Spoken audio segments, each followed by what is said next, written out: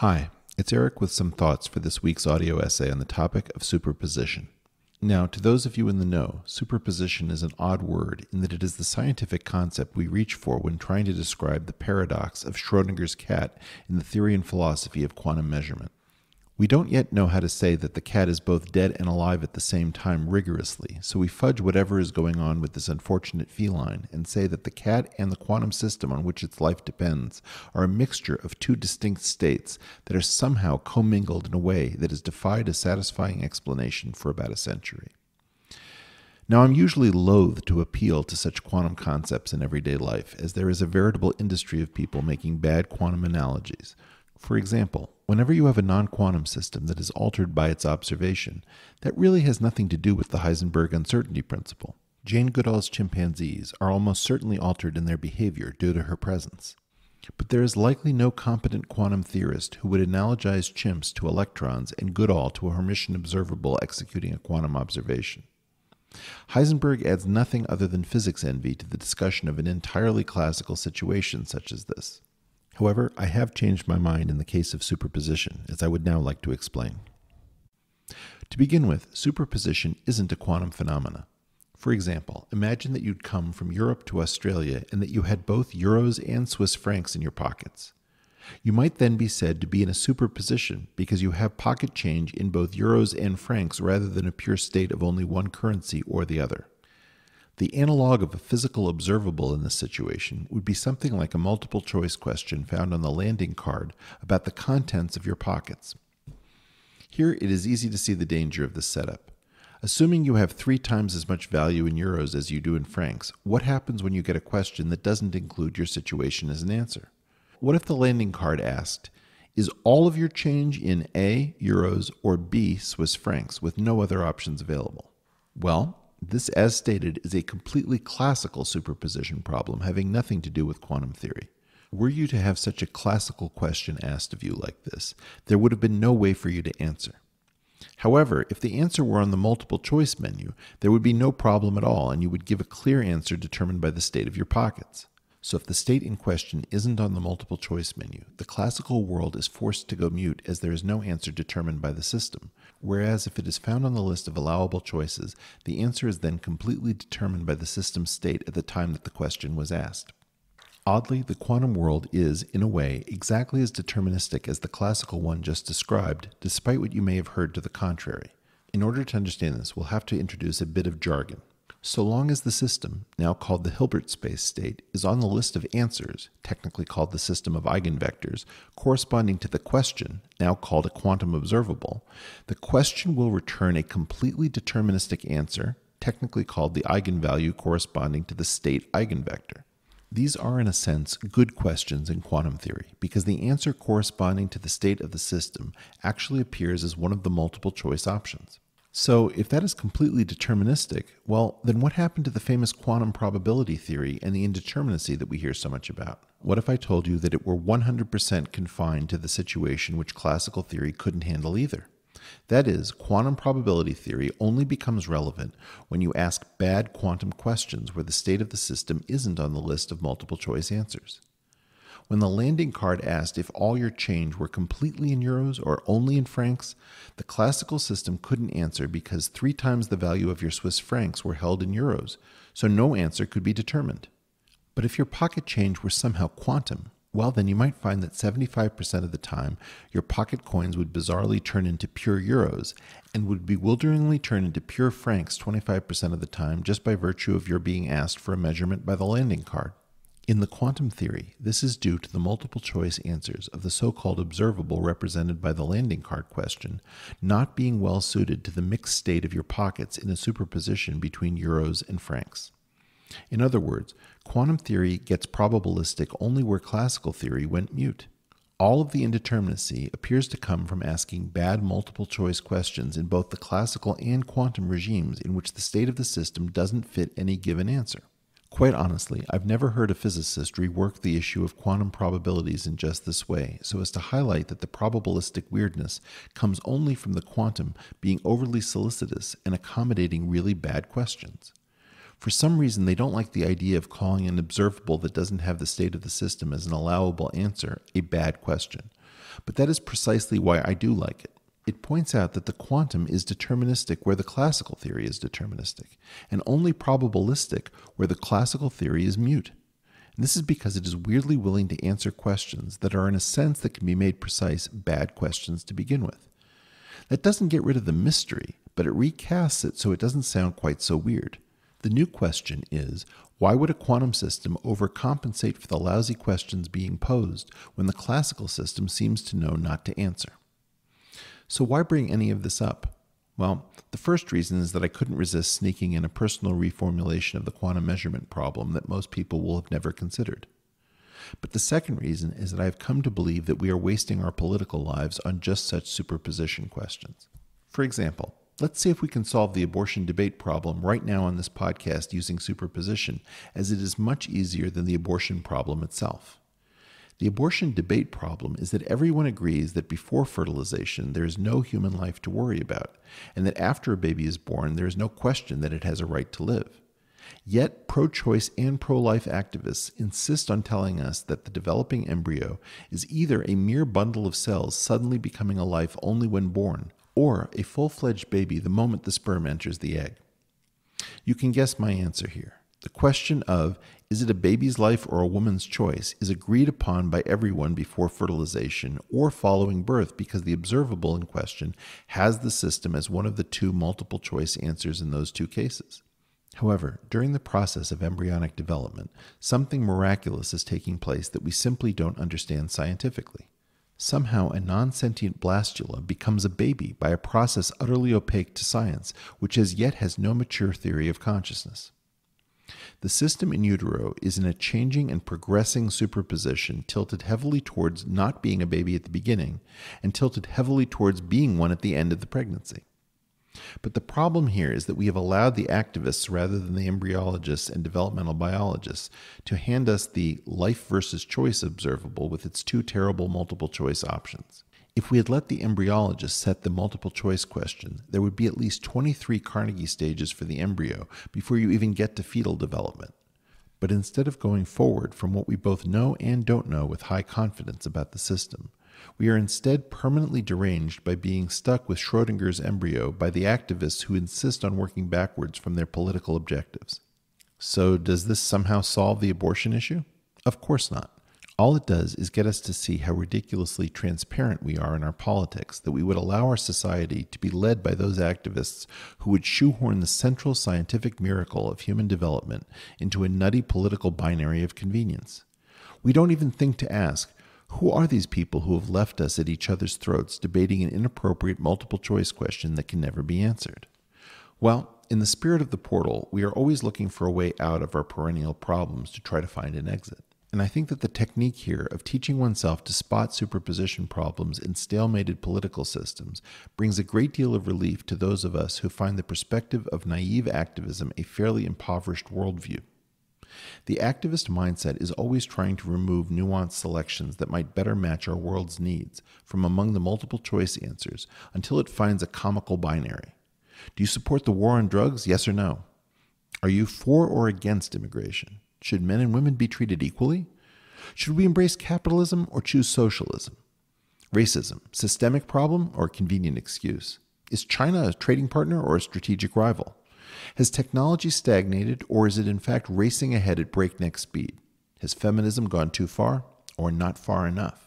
In all of these cases, there is an entire industry built around writing articles that involve replacing conversations that might progress towards answers and agreement with simple multiple-choice political options that foreclose all hope. And in general, we can surmise when this has occurred because activism generally leaves a distinct signature, where the true state of a system is best represented as a superposition of the last two remaining choices that bitterly divide us handed us by activists. So I will leave you with the following thought. The principle of superposition is not limited to quantum weirdness, and it may be governing your life at a level you have never considered.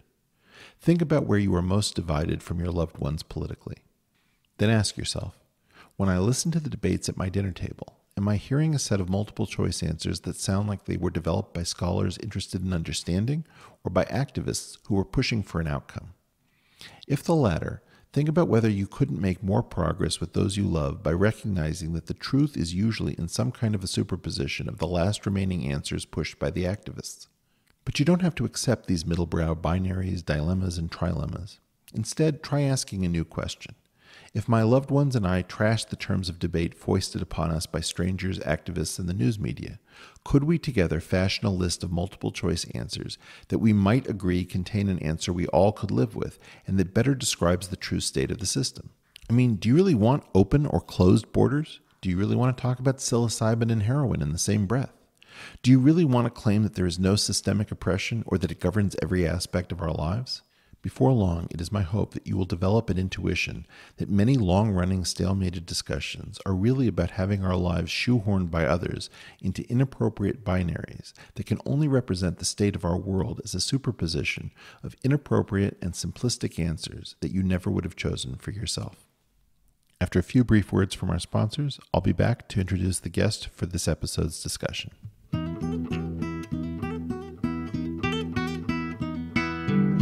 The Portal is thrilled to welcome back returning sponsor Wine Access this week with a somewhat obscure book recommendation. Check out Wine Snobbery and Exposé by Andrew Barr, which when it was first published in 1988 in the UK, tore the lid off some of the shady practices that the wine industry has used to intimidate their own customers. I bring this up because this is the reverse of the strategy at Wine Access, where their wine geeks always educate you to the fact that you can usually get a bottle of wine that is better quality at lower price if you stay away from the most famous labels. I hope you'll get as much out of Wine Access as I do, and it's now even easier to try with this new limited time offer for our listeners. You can get $20 off your first purchase of $50 or more, which is an incredible savings on these outstanding wines that are already at a great value. To get your $20 off, just go to our special URL, wineaccess.com/portal. With wineaccess.com/portal, you're gonna get yourself one hell of a bottle with wineaccess.com/portal. So why not order them bottles tonight? wineaccess.com/portal. Returning sponsor Blinkist is out to make sure that book people remain book people. Now, how is that? Well, they know that there are lots of nonfiction titles that you're eager to read, but with a modern attention span, there's no way you're going to get to them all. So what's the answer? Well, they send out their team of expert close readers to read all the books you're thinking about and to digest them into 15-minute blinks summarizing the main points. That way you can either read or listen to a blink to decide whether you want to invest further in that book. A good example of this would be Walter Isaacson's books on Benjamin Franklin and Albert Einstein. You could figure out which of the two would be a better investment of your time. So with Blinkist, you get unlimited access to read or listen to a massive library of condensed nonfiction books, all the books you want, and all for one low price. And right now, for a limited time, Blinkist has a special offer just for our audience. Go to Blinkist.com/portal and try it free for 7 days, and you'll also save 25% off your new subscription. That's Blinkist, spelled Blinkist, Blinkist.com/portal to start your free 7-day trial. You'll also save 25% off, but only when you sign up at Blinkist.com/portal.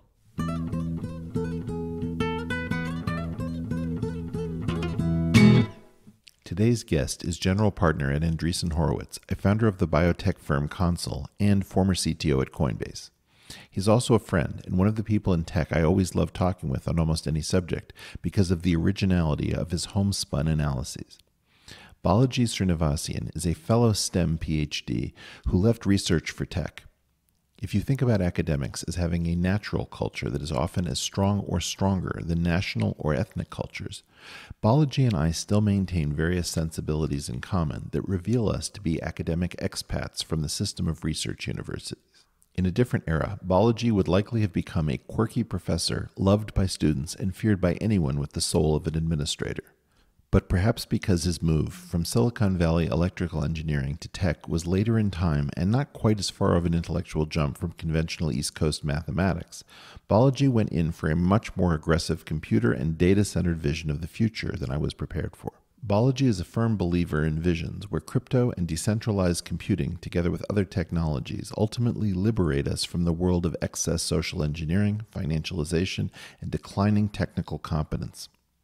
Thus, I have always enjoyed our conversations immensely, as I view him as one of the most aggressive and generative futurists out there, with an interesting and original take on almost anything involving our various possible worlds to come. It was thus no surprise to me that Balaji was one of the earliest and clearest major voices on the coronavirus. While predictably derided and misportrayed by journalists and others as being part of a world of tech bro preppers deranged by cheap apocalyptic fantasies from too many dystopian video games, Balaji held his ground and calmly, analytically explained why everyone needed to radically change her or his thinking as quickly as possible surrounding the virus. Of course, in that nearly forgotten academic world where such a highly original non-joiner would have been welcomed, Balaji might have spoken with the authority of a professor. Yet despite having a PhD from Stanford and having co-founded a major biotech company that sold for 9 figures, I was shocked to see far less technical people making their living as writers taking potshots at this so-called tech bro. Okay, I admit I don't get it. If you're male and you make a living in technology, you're automatically a dismissible bro, according to people who write for a living across the country in either Brooklyn or near DuPont Circle? Well, that's moronic. Balaji may be crazy, but he's certainly the right kind of crazy according to us, and not a prepper, a grifter, or a bro. And if I may speak directly to the so-called commentariat, cut it out. Stop with the jealousy. You guys are losing mindshare for rational reasons because you can't compete with people who are actually trying to think ahead and help other people think rationally for themselves. If you want to compete with the Balajis of the world, stop trying to figure out who is up or who is down and start learning to look at the world from first principles. That's what they do. Then get the story early, get it right, and then show us how you don't back down.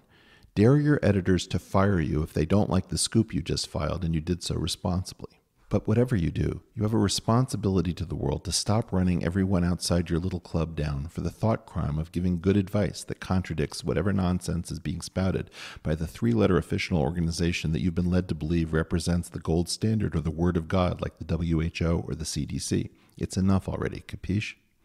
Okay, so Balaji might be crazy, but he's very much our kind of crazy here at the Portal.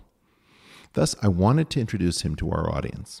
As you will note, he and I disagree, but that is hardly the issue.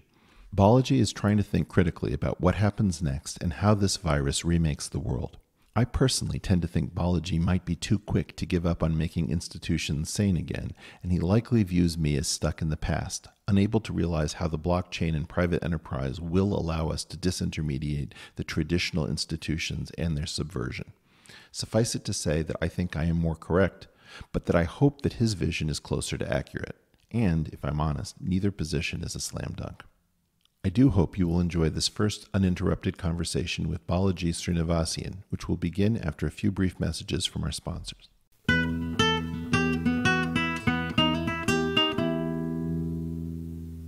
Returning sponsor Four Sigmatic, everyone's favorite plucky Finnish mushroom beverage company, wishes to bring you another great moment in Finnish history. In the early 1990s, famous Finnish-American Linus Torvalds had a problem. He couldn't get the software he needed into Finland. Well, what was he to do? He sat down, according to legend, with a cup of coffee, and some mushrooms fell into it. And at that moment, he had a brainwave. He would write his own open-source version of Unix called Linux, and the world, my friends, has never been the same, thanks to a cup of coffee and Finnish ingenuity. So, my friends, if you too want to write directly into machine code, go grab yourself some 100% Arabica coffee with lion's mane mushrooms from Four Sigmatic to clear your head. So, whether you're a mushroom lover or a mushroom hater who wants to get the benefits of mushrooms, we have a special offer for the entire Portal audience. You can get 15% off your Four Sigmatic purchase, but only if you go to foursigmatic.com/portal. That's 15% off your Four Sigmatic purchase if you go to foursigmatic.com/portal or use discount code PORTAL at checkout, foursigmatic.com/portal. Returning sponsor Persona has been making great men's razors for almost 145 years, and I've now switched completely to Persona's men's 5-blade razor system. Why? Because I always get a great shave. The blades are incredibly well made, and with their pivoting head design, they can handle all of those tricky facial angles every time. Oddly, the ad copy is telling me to tell you exactly what I was thinking this morning, that the difference between my old razor and Persona has been night and day. Persona doesn't seem to wear out nearly as quickly as my old razor. It gives me a great shave every time. And I also didn't realize it, but I was not feeling great because my old razor company was not aligned with some of my values, choosing to lecture me when I really just want to be shaving. And I feel like Persona is doing a great job because their new blades fit on my old handle, so I don't have to change much of anything at all. So order Persona from Amazon today and get an extra 25% off your first order. That's shipped directly to your door with zero hassle. So don't wait. Go to amazon.com/persona and use our discount code RAZORS25. That's amazon.com/PERSONNA and use our code RAZORS25 to get 25% off your first order.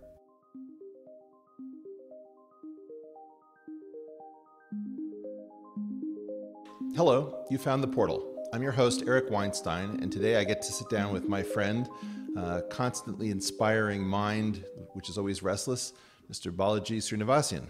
Balaji, great to have you with us.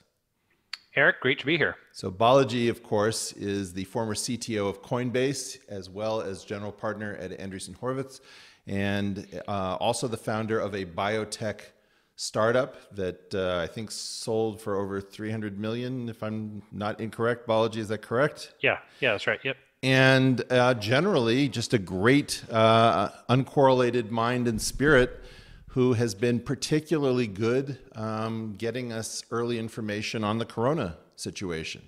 So Balaji, can you just give us a little bit of history with you and the coronavirus and how you came to be concerned about this and what you've learned in this process?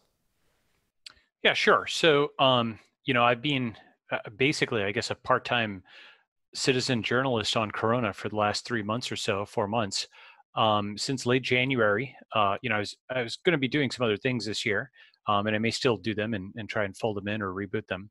But I was basically just following the news, and I saw the lockdown of Wuhan on January 23rd, and I realized that was a very serious thing because actions speak louder than words, especially in China. And from that, I started digging into the biomedical literature and read everything I could get my hands on. Talked to a lot of people in China to get a view on the ground. And mainly the reason that I dug into it is, like as an investor, you're tuned to look for things that can get very big from a small base, And this was the first thing that I felt like I was diligencing. That if it did get really big, that I would feel bad about it. Like normally you're doing, diligence in investment and you hope it gets big. And this was something where I was diligence in trying to attack it and cut the legs out from under it, like what one normally would. And I couldn't. And so I started tweeting about it and covering it. And that kind of brings us to the present day. Lots of things happened, obviously, over that period. So this is really an interesting perspective. In some sense, the virus was pitching us from Wuhan with all of those fumigations, and there were a small number of early adopters in the States who really got the virus. But for the most part, the herd couldn't understand what was going on. And in part, that puts you as an early adopter because you started talking very early about this being a potentially worldwide disaster. Yeah, I mean, like the thing about it is, it's one of those things that had tail risk, right? Actually, I was certainly by no means the only person. Like Nassim Taleb, also had some writing at the same time, put out a paper on this, and if you think about tail events, right? Whether Taleb has from kind of a Wall Street perspective, or like we have from a tech or VC perspective. Tyler Cohen has a good way of talking about this, where he calls it like base raters versus growth casers, right? And the base rate people essentially say, hey, what you're talking about has never happened before, and therefore tomorrow will be the same as today, and therefore you're crazy, things won't change, right? And frankly, actually, most of the time that prediction algorithm is pretty good, in the same way that like predicting tomorrow's weather from today's is actually, it took a while for weather prediction to beat that, right? And then of course you've got another school of thought, which is the growth algorithm or the growth mindset, where you can say, hey, actually maybe this thing could go vertical, and you try and diligence it. Go ahead. Yeah. So who do you think of as being early on this that had a large platform and a strong voice? Early, it had a large platform, strong voice. So I actually want to give, let's see who. So there's folks in China like Kai Jing, and I'm probably mispronouncing that, but basically, there were actually some Chinese uh, uh, news outlets that published really important stuff on the coronavirus, and it was actually censored in real time. Like I archived the links, and I could see them being taken down in real time. And they had a fairly large platform in China, so that's kind of one group. Um, a let's see, it was so I'd say Laurie Garrett, who she had written a book on basically illnesses like I think the coming plague she had written. Um, I think Talib is somebody. I think actually Scott Alexander put together a long list of folks, and you can kind of go through that list because I'm sure I'll forget somebody off the top of my head. And actually Matt Stoller, who I disagree with on many things, was also early on this. Matt and I have. I don't know. We maybe agree on 30% of things, maybe 40%, but we very much disagree on the rest. However, he was absolutely right and early on this. Well, he's a very disagreeable person in general, and it seems to me like there was no agreeable person who got this early.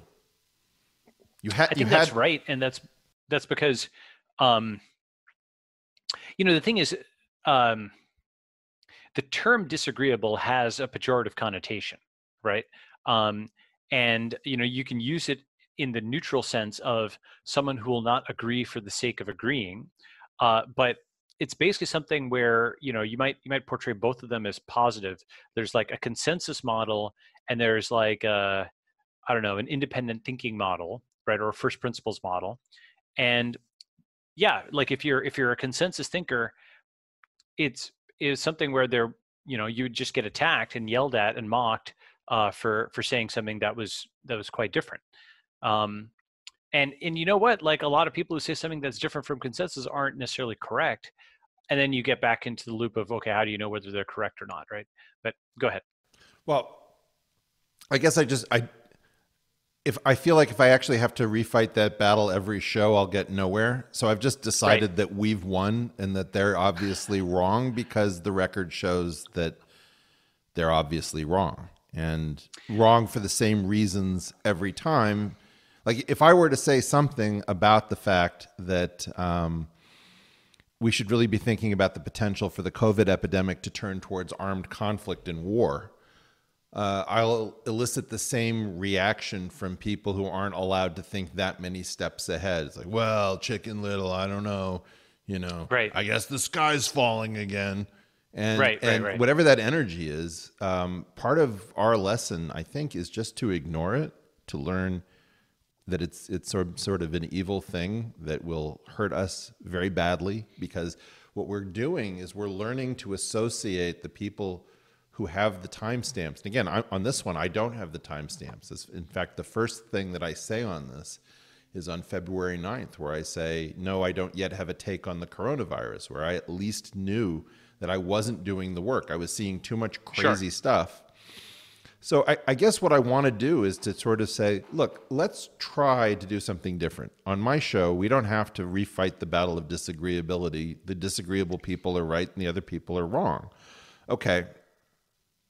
What do we do now with the coexistence of these communities? Like, for example, you've seen these tech journalists who really wanted to go after the tech bros who are like preppers and, the whole thing. How do we continue to manage our sense-making operation in a world where the giant sense-making organs get things wrong and don't even stop to take, the measure of the situation? They don't catch their breath. It doesn't matter whether somebody like a Mike Cernovich was early.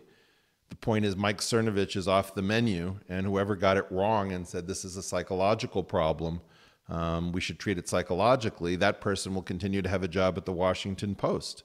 Why won't this change?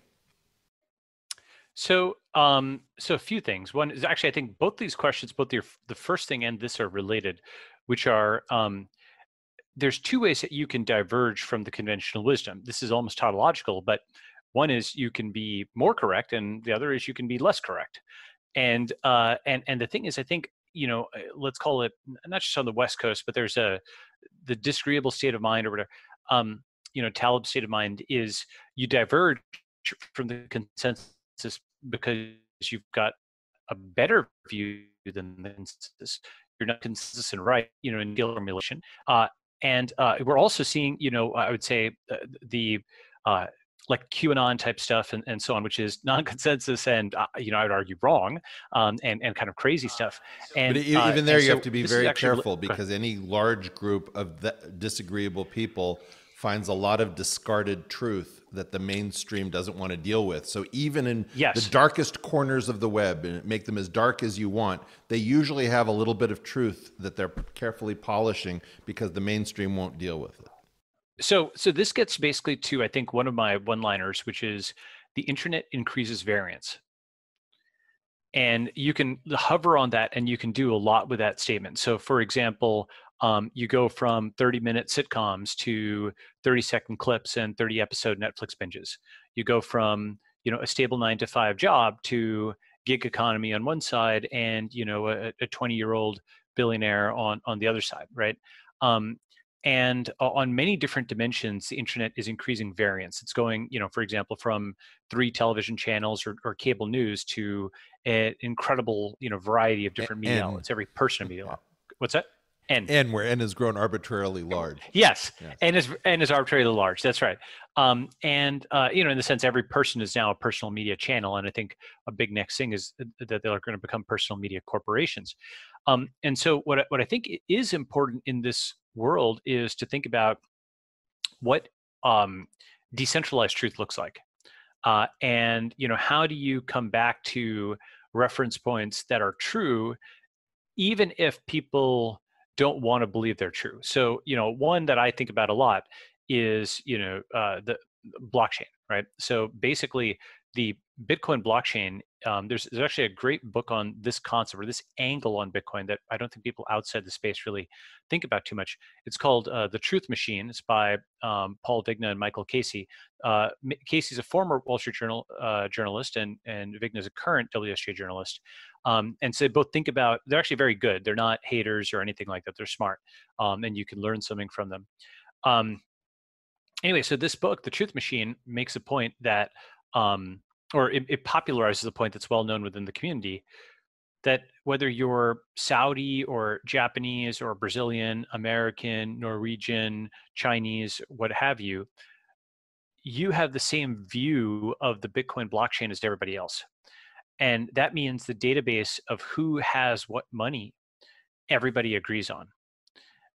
And that's a really important point, because that's a truth which there's an enormous literal incentive to change, in the sense of, if you could, falsify it, if you could somehow manipulate it to award yourself $1 billion, you would do so, or people would do so.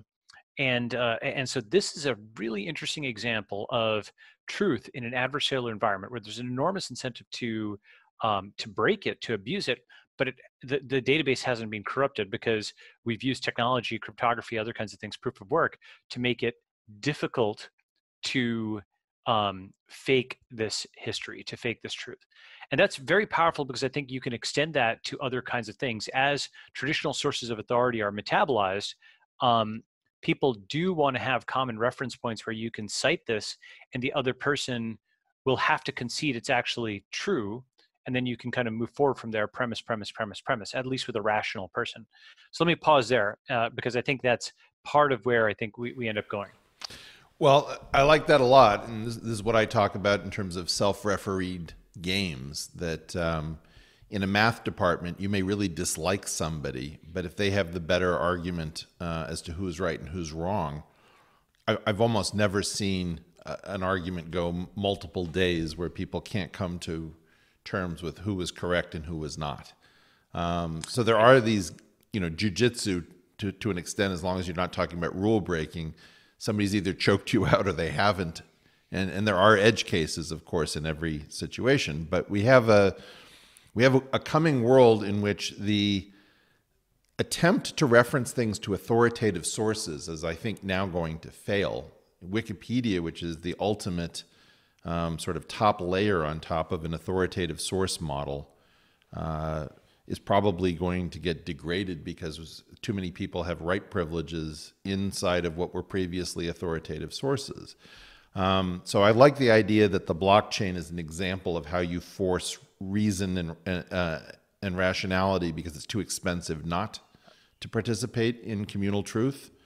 Although I don't think it works as well for situations where you're not solving an arithmetic problem or something equivalent to an arithmetic problem. I mean, so wait, so you're smart enough that you added that qualifier on the end, which is something equivalent to an arithmetic problem, and a really interesting question is how many things can be so reduced, and I think it's a much larger set of things than people think.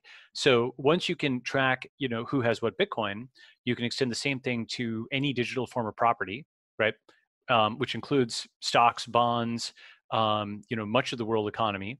It includes the passwords to who has access to what, website, who has the private keys to a device, to a car, to a house, right? Go ahead. So it has to do with who can, we can agree that a robber might have a painting, that the painting may not belong to the robber.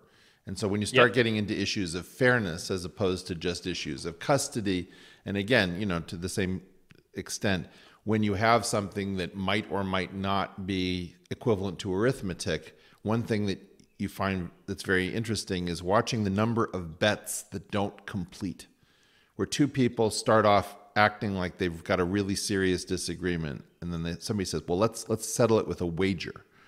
And then you watch as the statement gets sharpened, you realize that the two people never really had a disagreement because they can't come to an agreement as to what the bet should be because, quite frankly, they both have the same underlying model of reality, but they wanted to put a different sort of emotive layer on top of it. Yes. I think it's also interesting because in the formulation of a bet, each participant immediately with the prospect of loss starts hedging, right? And that's rational to do in the sense of, if you think some metric is going to hit 80%, well, you take the bet if you think if someone says it's only going to hit 10%, right? There's a sort of a tug of war on it, and people want to give themselves more margin, right? But actually, Tyler Cohen a while back tweeted, or maybe it was Tabarrok, he posted something about how betting reduces partisanship. That is to say, it is, capitalism is the opposite to tribalism, where it, the prospect of individual gain and loss means there's an incentive to give a non-consensus answer. Now, by the way, I want to return to your point about, sources of authoritative truth melting down, like the center cannot hold and metabolizing. I think I think there's at least 5 replacements for universal authoritative truth. The first is most obvious, which is tribal truth. Like it's true because your chieftain says it's true. And we see that a lot, right? So that actually kind of rebuilds authoritative truth. It's just not universal truth. It's what your group leader is saying, right? So that's a big thing on social media. A second is iterative truth. So the next 3 I'm going to talk about come from, I think, tech. So iterative truth of the GitHub sense, where rather than put out a story and say it's capital T true, like the New York Times the New York Times markets itself as essentially infallible, neutral truth, right? And, like it runs that ad campaign saying the truth isn't easy, the truth isn't this, and the truth isn't that, right? And they published a fair number of just the flu, pieces, by the way, and then recently they're like, the truth is it's not just the flu. And I just kind of laughed when I saw that, right? So an alternative to saying the article is true and how dare you question it is the Git or GitHub model, where you put out some code and it's going to have bugs. And, whereas in an East Coast model or an academic model, a retraction or a correction is this huge black mark, right? That people will fight tooth and nail to avoid, right? As you're aware, folks will try to avoid that in academia. They try to avoid that in journalism. A correction is like, ooh, and it's like, oh man, it's a humiliation for them, right? By contrast, a pull request, somebody who files a bug, an active project will have edits and it will have issues and bugs and pull requests. There's nobody who's ever in software who will pretend to say, oh, my code is always right, it has no bugs, right? In fact, the whole thing is set up recognizing that it's fallible and iterative. And so that's the second model of iterative truth. Okay, it works well in the West Coast model, the GitHub model, and Yeah, that's yeah. scaled to Except the millions worldwide. problem Go ahead. is that um, the in the GitHub model, you have individual coders who are submitting code, and there is this concept of just a very basic level, whether or not the code should or should not run. Does it run? Will it compile? And a lot of what we see in, and I guess the first thing you had was tribal truth, which I don't even want to call tribal truth. Maybe it's tribal strategy. It's like, don't contradict the quarterback. We're trying to win a game here. You know, whether the quarterback is right or wrong, the quarterback is running the show. And so this could be like, well, the Democratic Party has chosen Joe Biden, and our associated organs are behind him. What are you doing questioning Tara Reid and the fact that he's 77 years old? Like that's a particular kind of an issue, which is you're going to break down the coherence of the system.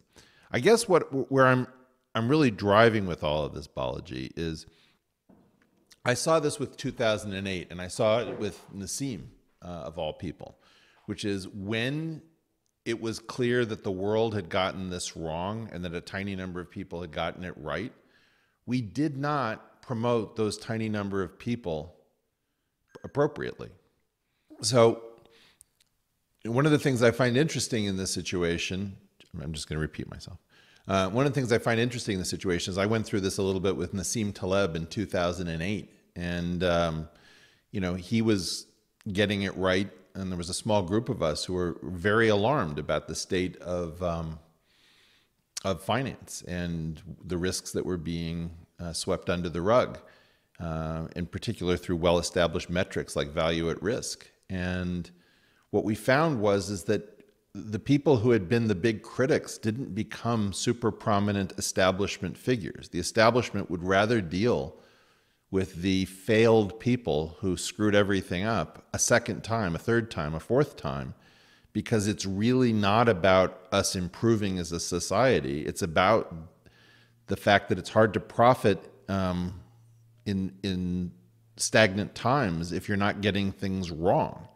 Like getting things wrong is actually valuable if what you're doing is transferring money between parties. So for example, when you print money, you can talk about it in terms of stimulus, much needed stimulus. We're determined to put in a floor in the market, restore confidence. All of that is language for transferring wealth. And we don't hear it as wealth transfers. And to your point about Bitcoin, what happens when I have a group of people who can transfer wealth by using a printing press, and they talk only in terms that are so abstract as to be lifeless, bloodless, meaningless?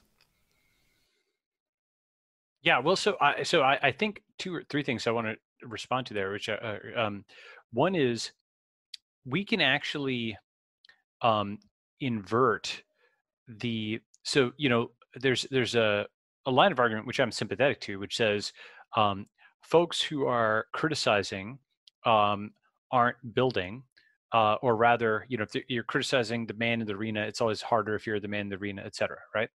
And the answer to them That's a reference to Teddy Roosevelt's famous speech. If you don't know it, exactly, you should read that's right. So the answer to critics is actually pretty easy, which is, okay, go start your own company, right? Because the barrier to starting your own company is actually very low. You can just go out and incorporate it.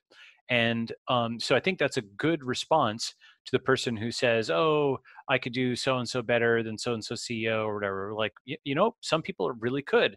Some of those critics are actually talented people. And they could do better if they were in, but you'll only know for sure if you actually go and make the leap. Like many of us in tech, for example, are former academics who may have grown up as critics until you put yourself in the driver's seat, and then you have to actually be both. By the way, as CEO or as a senior executive, you have to both be a big booster of the company and the vision and so on and so forth, and your own harshest critic, and write detailed reviews of, hey, we should have done X rather than Y, that kind of thing, right? So applying that to this, the fundamental question is, how do we exit these institutions and build alternatives? We can start a new company, but how can we start, for example, a new FDA or equivalent, right? How can we start a new city? How can you eventually start a new country? Those are, how do we start a new currency? Well, that one we've actually made some progress on, right?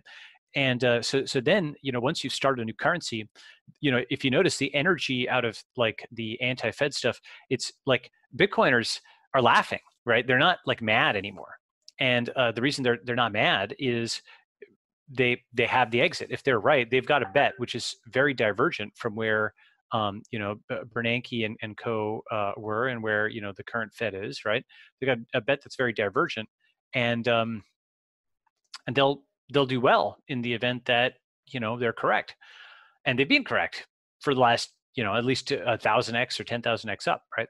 So I think that's a real question: is not so much how to get the critics into power within legacy institutions, but to empower them to build new institutions without too much interference from the legacy establishment.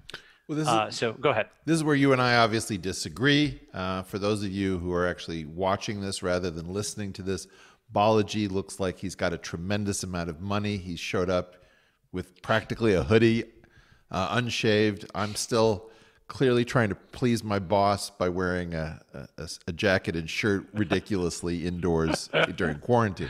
Okay. I disagree with this. I think that this is part of the West Coast fantasy that we can just do everything from our garages and we can neglect the legacy stuff. And as you know, with something like Bitcoin,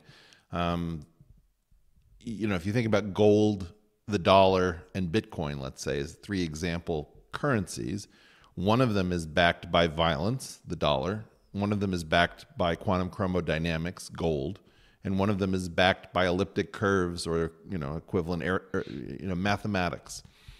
And so something backed by violence can choose to disagree with you in a very different way. You could just make it very dangerous to hold Bitcoin. So there are all sorts of weird ways in which I don't think that this is played out. We don't really know how government's legacy structures will interact with new structures. I do believe in not the WHO, but the WHO, when they say meet the new boss, same as the old boss. We will have definite problems that will be, Bitcoin isn't going to get us out of all of our human stuff. It'll get us out of some of it. But I guess what concerns me is that all the West Coast people are so sick of the East Coast stuff. Again, letting West and East stand for something that we can kind of understand. Metonyms. Right. Well, as metonyms, I would say that the West Coast just says, I don't want to deal with that East Coast stuff. It's boring. It kills all the fun. All profit is lost. It's so consensus-driven, hierarchical, credential-focused. F it. And as a result, I feel like what's happened is that we've abandoned any hold that we might have in, let's say, the National Academy of Sciences or the great universities. And we're not really creating these things anew. We're still feeding.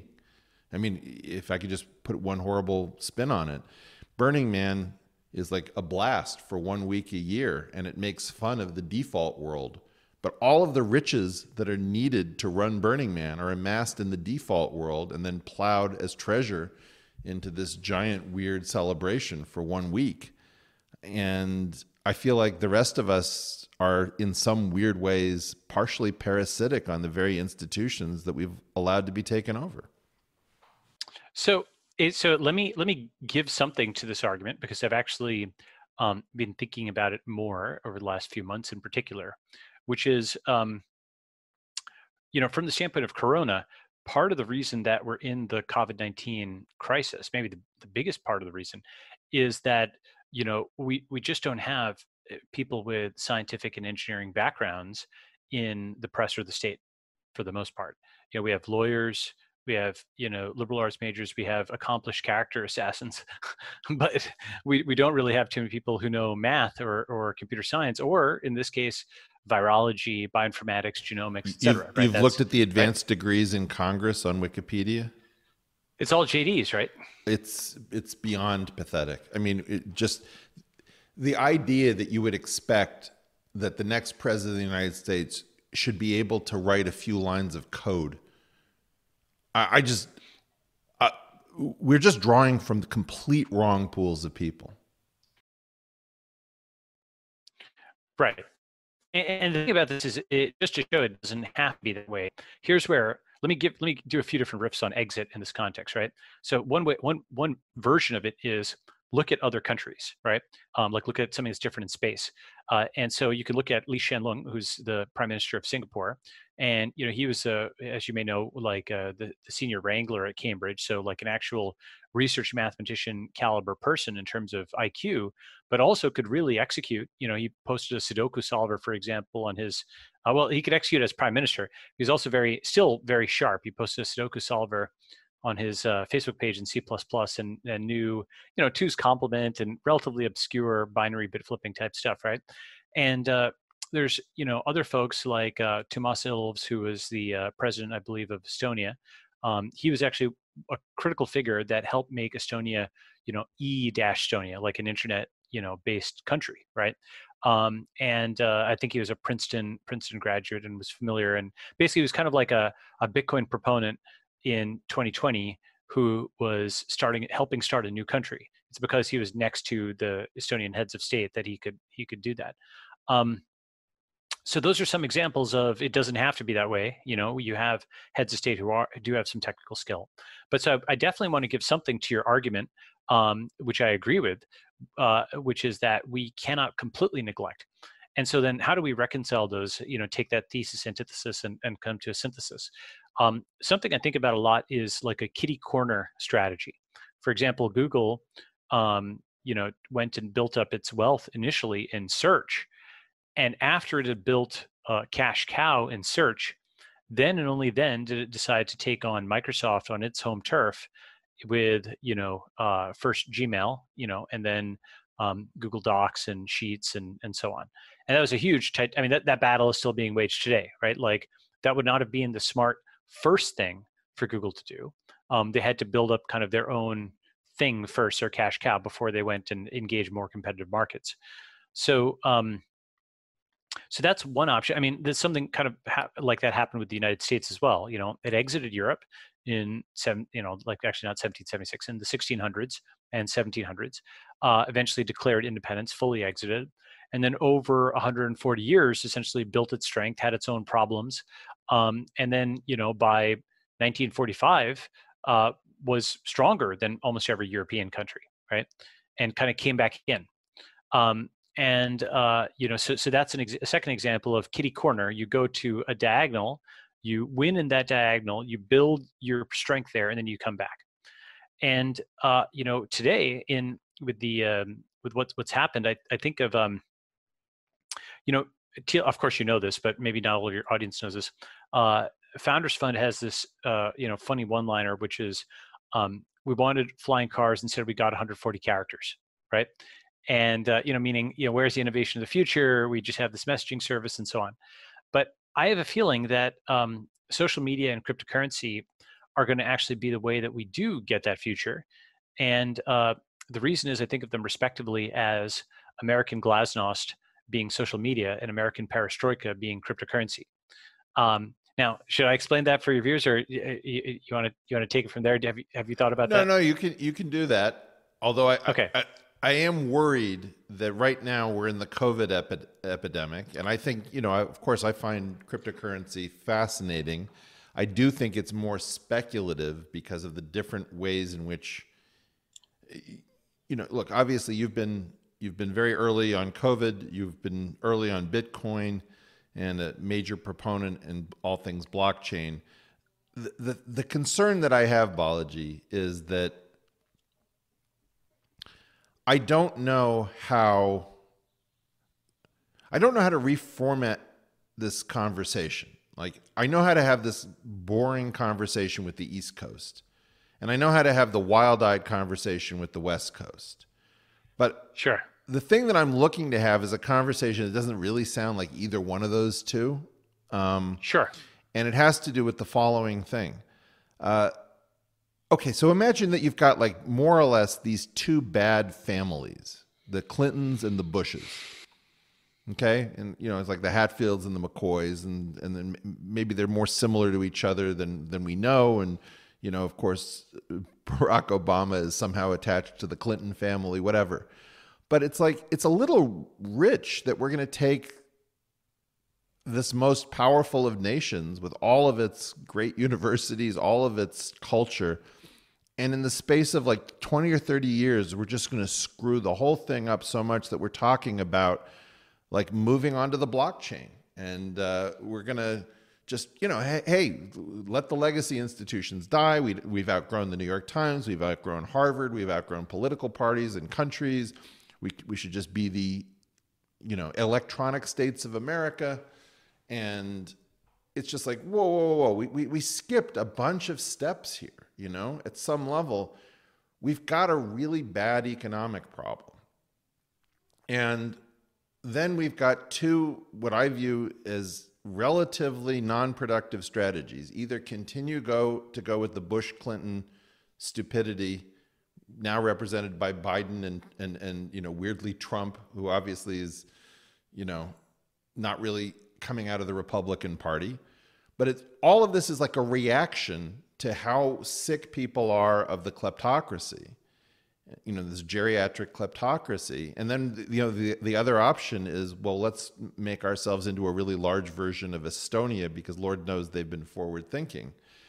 And I guess I have the sense of, is there no one to have a more integrated conversation with? So yeah, I mean, I actually do think I think my point of view maybe is more integrated in the sense of, for example, I believe in re-centralization. I believe all progress happens along the z-axis, and let me explain what I mean by that. If you visualize like a clock, you start a company and it's like one minute after midnight. You're starting it as a solo person, and many people will die. The company will die. Before you get to the next milestone. But if you start making revenue, okay, more people join around 3 p.m. You go from just one person on the tundra to like a lean-to with a few people. Then you start getting around to like 6 o'clock, and now you've got like a whole group of folks. And something crucial happens at this time, which is your most important number goes from your burn rate to your bus number. It goes from basically every single person has to be indispensable to every single person must be dispensable. Because in the first stage where you're coming up to product market fit and so on, you need just these absolutely exceptional, unique, iconoclastic, crazy people. But then once you've built a machine where you need to scale it, actually you don't want iconoclastic people, or at least you have to be careful about it, since you need something where you can add 30 more engineers and get X more result, right? Like it has to be more kind of, you put in people and you get a result, right? And so then you're led to, or you put in, customer service reps, you put in, drivers, if it's Uber, you have some model that works like that. And so then you get to a totally different thing where now you're talking about bus number, and meaning how many people can get hit by a bus before, the system no longer works. And the bus number way of thinking about things starts making you think about folks as, quote, replaceable. Because if not, then you wouldn't be doing your job.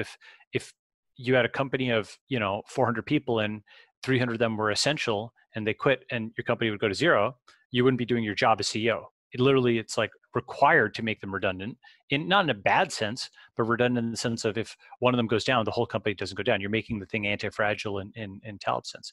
But then this is taken almost always too far, to the point that people do feel like cogs. They feel the redundancy, they feel the de-skilling, they feel the bureaucracy creeping up, where the bureaucracy is basically a substitute. Bureaucracy is not always bad. Bureaucracy at its best is a substitute for the thought process of a very talented executive or CEO. Like Bezos implements a process, and rather than him being there to manage that process every step of the way, he writes down instructions and people follow that. That's actually a functional bureaucracy, where it's like writing or code that scales a human being's judgment in such a way that it can scale across other human beings who don't maybe have the same level of judgment. That's why you have written policies and procedures. There's consistency. Customers get the same experience. Then, of course, what happens is around 9 past the hour, you start going into the degeneration mode, and the bureaucracy stifles individual initiative to such a point that someone leaves to start their own company, and now it's 1201 again, right? And that's this cycle that happens. And that's, I'm not saying it's exactly someone leaving from A to start B, but that's IBM to Microsoft to Google to Facebook to then what's next, right? And I'm not saying that a guy from IBM left Starbucks. I am more saying that progress happens along the z-axis. If you think about this clock as turning, right? But each turn, it's like ascending a helix where it kind of goes Now up, you're starting right? to sound like Ken Wilber in You, Spiral Dynamics, but I don't know him, but so this is just my mental model where it might seem circular that the libertarian founder rebuilds the state. right. Right. Because you start a company to get away from, control and bureaucracy and so on. And then you find that you have to actually rebuild it to scale the company, right? It's kind of a deep insight. Yeah, so I like the helical model. Effectively, the premise of the portal is to find the way out of flatland. And if you're born into flatland, how do you learn about the z-axis? And so the typical example that we like to give is that the square root of -1 is the question that can be posed in flatland, that is on the real line, but forces you to invent the imaginary access to solve it. So what's the problem that In fact, 1/1 plus x squared is a great example of a function that, it's defined everywhere along the real line, but the power series doesn't converge at, +1 and -1 because there's poles at I and -I. So you can't even understand flatland unless you understand, its some context? complex analysis. Yeah, exactly right. Yeah, exactly. So yeah, I like all that. But Balaji, look, one of the things that I want to get to is that I really enjoy our conversations. I find you to be one of the most generative people that I speak to, just across many topics. I don't think you could possibly be right about everything that you're talking about because you have so many interesting different opinions on so many things that it sort of statistically doesn't seem likely, but it's always like one of the most interesting perspectives in the room. It always gets me thinking. I want to get back a little bit to the virus, and I'll have you back one or more times after this to talk about whatever you want to do. Sure. But I want to get to a little bit about what I think you're doing essentially right now. Sure. Where the hell are we? It doesn't. I don't know how to say this to people, but this virus and our response to it is so bad that it's particularly crashing my operating system. I can't believe how lousy the explanations are, how completely willing people are to talk about flattening the curve or social distancing or when the vaccines will be ready. And like all of this strikes me as the kind of nonsense speak that I saw around the financial crisis, where you get people to parrot whatever the phrase is that's repeated on television as if they understand it. I'm feeling like my IQ is plummeted to low 2 figures. What's going wrong with me? Why am I not functioning well with the explanations that are being given? And how is it that you're functioning better? And I'm legitimately not doing this to compliment you. I'm saying I can't believe how badly I'm doing understanding this because I keep wanting to make contact with some grown-up in some official position who makes sense, and I can't find a one.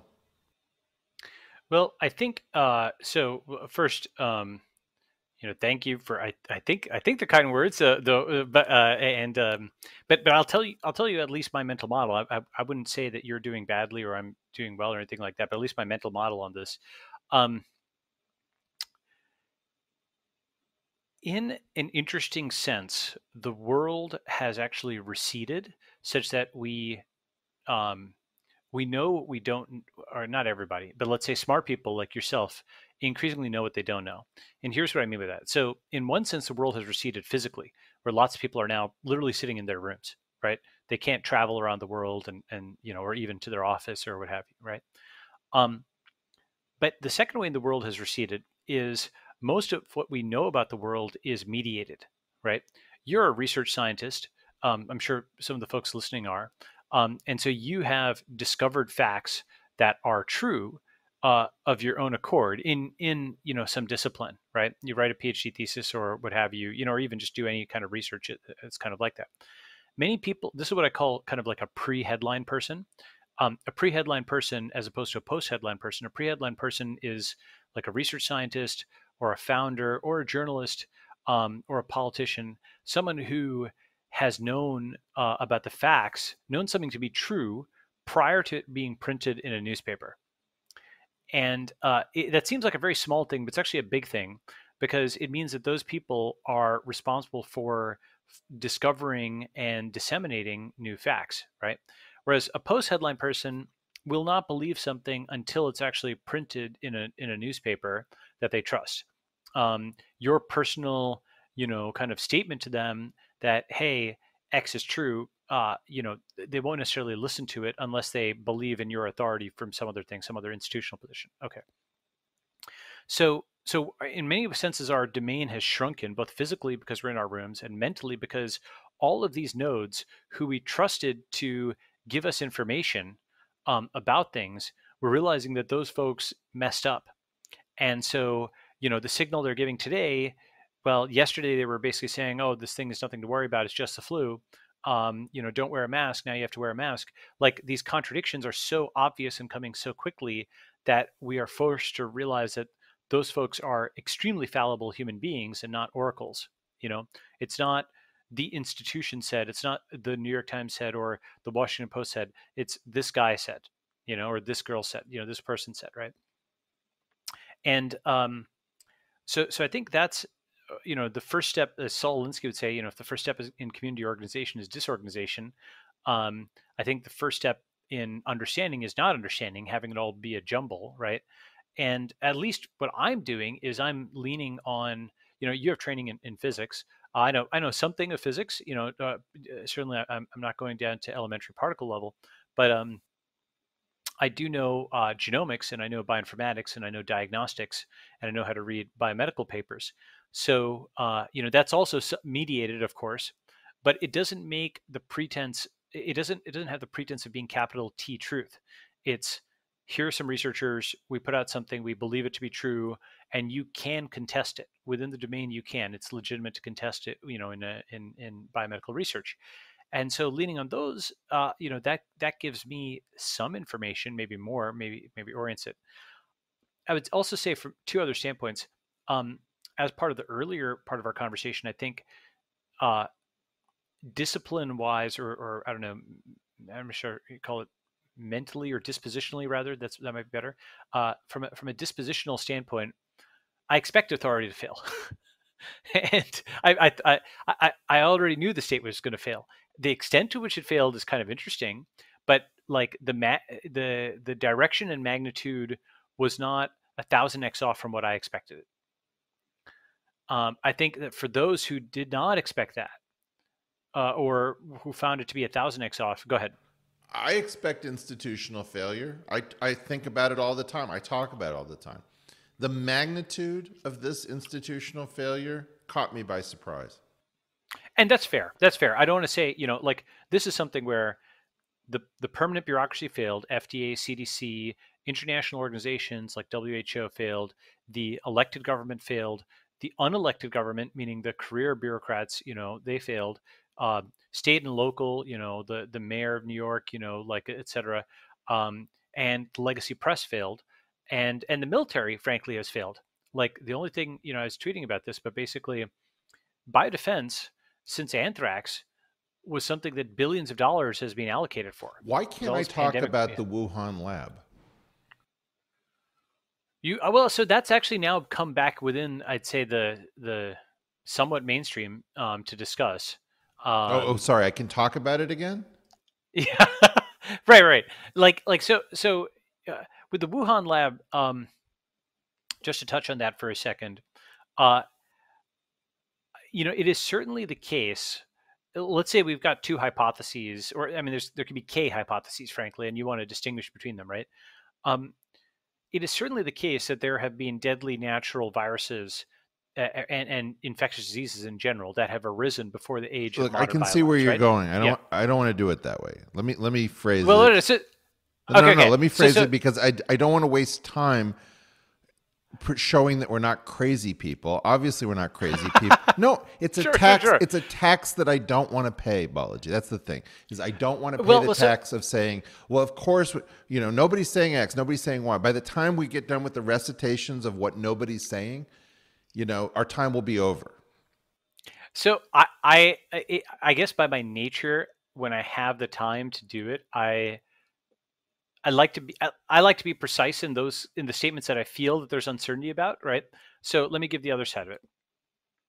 Why is it I think it's plausible that it was naturally occurring. I also think it is plausible, or certainly not impossible, that um, there's a scientist, Zhengli Shi, who works in Wuhan, who had co-authored papers by with a guy named Ralph Barrick, who which were on gain of function research in This coronaviruses. is a North Zhengli Shi's Carolina lab head. Yeah. That's right. And by the way, I'm not like attacking this person or anything like that. I'm just saying that there's published research that is on essentially making Can we just viruses not from the spend the coronavirus time family. saying what we're not saying? I know, but I just want to say that, like, let me asterisk that. Okay, so Yeah, there's a giant asterisk. Balaji's a smart There's guy. giant He's asterisk. not saying any of the stupid stuff you're going to try to ascribe to him. Like, it was definitely a synthetically engineered bioweapon let loose by a rogue faction of the Chinese Communist Party. Like, yes, he's not saying any stupid thing. I don't want to waste our time on this. Sure. So what do I think? But I think it is, just given the context, though. I think it's important to be precise about what I think it could have been. I think it could have been that because SARS hit China in 2003, that folks were studying SARS viruses or SARS related viruses, and something got out on someone's shoe. That's very possible, where you were doing experiments. I mean, there's a coronavirus from bats in Yunnan province that's published on GenBank that has 96% sequence homology to the SARS-CoV-2, the COVID-19 coronavirus. The horseshoe bat stuff from some cave. Yeah. However, there are later pangolin-derived sequences that were published that have even higher homology, and in theory. So one of the things I always think about in this is, what do I know to be true for sure? And what can I go and check for myself if I was willing to spend enough time and money, right? And in theory, okay, if you had somebody on the ground in China, China's a big place, there's going to be somebody who you could collaborate with or pay or what have you to go and capture some. I mean, I'm not sure too many people would want to do this, okay, but they could, go and capture some bats or pangolins with whatever local regulations there are around that, and sequence them, right? That is a conceivable experiment you could do, right? This is not an answer to the question. No. So it does, because what you want to do is you want P of Y given X, right? Or P of H given D, right? Probability of hypothesis given data.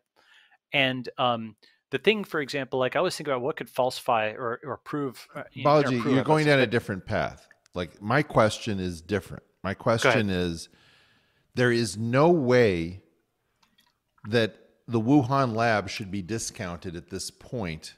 We don't have enough information to suggest that no one should bring up the Wuhan lab because of concerns about racism or concerns about. Oh, yeah. Well, yeah. This is where I'm having a different issue, which is I'm not trying to tell you what the probability is. I'm not trying to say where it originated. I'm not trying to say what I think and don't think. I get very nervous when somebody removes one of the choices and says, don't. Yeah. Right? And so the issue that I'm having is that's bad scientifically.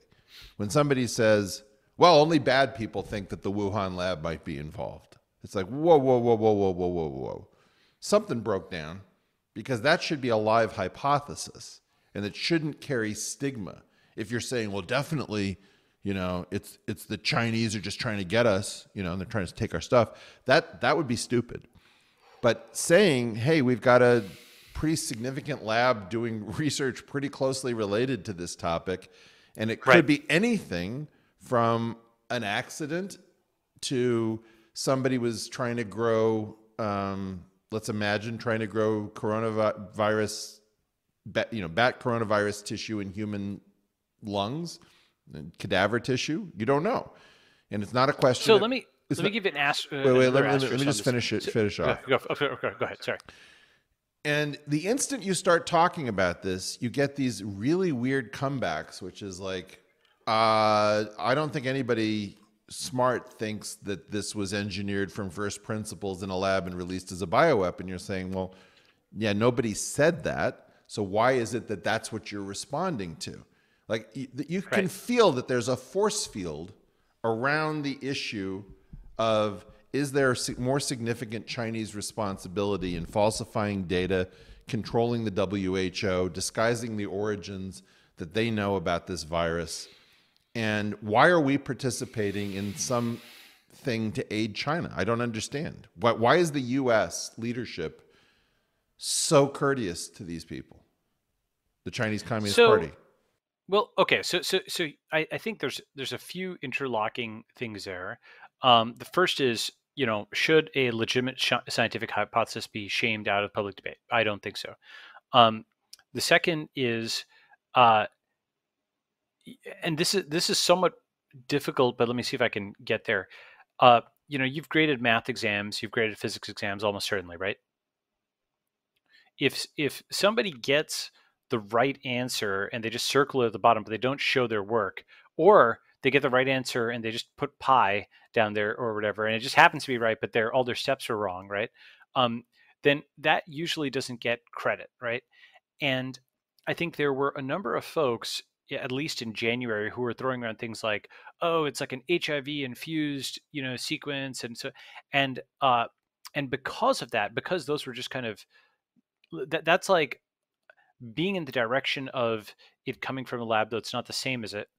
But it was just like noise and dumb and bad and wrong, because like basically if you went and looked at these sequences in BLAST, which is like Google for DNA sequences or RNA or protein sequences, right? You look at it in BLAST and you could see, actually, no, it wasn't similar to HIV sequences at all. That was a spurious kind of assertion, right? And so I think it is in the presence of that noise, that chaff, that is incumbent upon those who are correct to look like Signal, not just be Signal, but look like it, like the whole thing about Caesar's wife and so on, right? So that's why I try to be careful. The more controversial it is, the more it could be misunderstood. I understand the impulse to being careful. That's not what I'm talking about. What I'm talking about is, and this is really hard on me.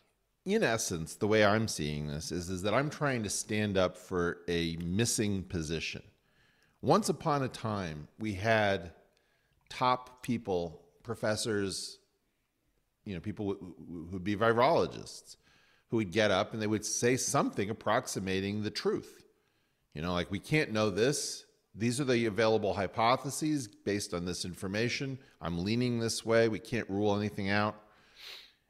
Here we don't have that. We've got this very different sort of a thing, which is what's confusing me, which is I'm not used to the Surgeon General sounding like a goddamn moron. No. I'm not. I'm not used to reporters. I was just watching this old video of Richard Threlkel in the Vietnam jungle getting shot at with the platoon he was covering. And like, my old notion of reporters is that they're fairly heroic. And my new notion is that they just don't, that they sometimes hate the people they're covering so much that they don't pay attention to reality. They just try to contradict whatever it is that they hate. They're jealous of powerful people in politics. They're jealous of rich people in San Francisco. They're jealous of beautiful people, somewhere else. And so it's just like, okay, fine, let's just trash people. That's my job. So I wasn't used to the idea that I couldn't turn to the Surgeon General and say, stop lying to me. Or this is going to come out on YouTube. And now I've got a problem. I'm building a channel on YouTube, and the CEO of YouTube says we won't allow videos that contradict the WHO. And my jaw is on the floor. Like, are you an American? Who are you? And do we just have to nationalize YouTube? Do we have to? So that's exactly the wrong approach, by the way. No, because you're going to say blockchain. We just put it on the blockchain. Well, hold on. I'm not just going to say it for. Let me explain why. The issue is, the entire impulse that YouTube has there, in terms of let's give in to the centralized political authority because it's the only one we have, is the same one that says, oh, nationalizing will make it better. No, it's going to make it worse. It's going to just basically make it political truth again, right? Even worse now, because now it's like the national outlet of this. It basically becomes like the Chinese state-controlled media. Balaji, it's not like I disagree with you in the sense that I'm trying to say I'm standing up for a position. Like, what you're saying, there are three versions of crazy here, and I want to talk about all three of them. Yep. There's Balaji crazy, where the idea is that we all move our lives onto the blockchain, and so that's a caricature. I want to come back to that. I'm caricaturing all three of them. Sure. Okay. So I'm not being fair to any one of us, and I will be merciless to myself. Okay. So the Balaji version of craziness is, hey, don't you understand? We can all retreat into our garages. We can have sex with tardigrades, and we can form government on the blockchain. And as long as we take enough nootropics, everything's going to be awesome. Okay, that's the California version, and you are being saddled with that. Then there's the Eric version, which is equally, if not more embarrassing. Hey, I once saw some functional institutions when I was growing up, even though that they've all since been allowed to fall into disrepair and we have lunatics heading all of them, I still think that we can get things back together so that we can trust the CDC and the Surgeon General. And if we can only get our people in office, and by the way, we're running Biden against Trump, a 74-year-old versus a 77-year-old, which is completely insane. But nevertheless, in 2028, everything will be fine. Then there's like the establishment position, which is like, okay, we're wrong every 4 seconds. We contradict ourselves constantly. Everyone can see that we're lying more or less 24/7, but hey, you're all still forced to pay attention because these institutions still matter, because ultimately it's all backed by guns. Okay? So we've got one guy backed by the blockchain, one guy backed by nostalgia, and one guy backed by, firearms. So the first one is exit the system. The second is fix the system. And the third is the system isn't broke, right? Now, I think there's a synthesis of these, which is there are certain aspects of the system that people will need to reinvent. The system does need to be fixed, but it can't be fixed in a down the middle way. That's too fortified a route. You have to go kitty corner. You need a creative approach that is different, right? And I'll give several examples of reform that has happened by going kitty corner, right? And you know what I mean by kitty corner, going to a diagonal rather than straight ahead. Okay. So one was the example I mentioned where Google went and made money in search, and then it went and attacked Microsoft, right? The biggest example, that's like civilizational example that we've had recently is the internet opening up and giving us this digital frontier where you could build without a license, and that metaphor becomes more than a metaphor when you talk about not just Minecraft, but VR and so on. Like that domain name where you can build and you have complete authority to do so is the opposite of what happens in the offline world, where you cannot build without a permit and without a this and without a that, right? And this reopening of the frontier is this meta game, which has sucked a lot of talent out of DC, because now there's an option, to go into tech, not just DC, but pulled talent out of academia and out of journalism and out of even Hollywood, frankly. Boston, New York, and Washington, DC. It's a good... Exactly. That's right.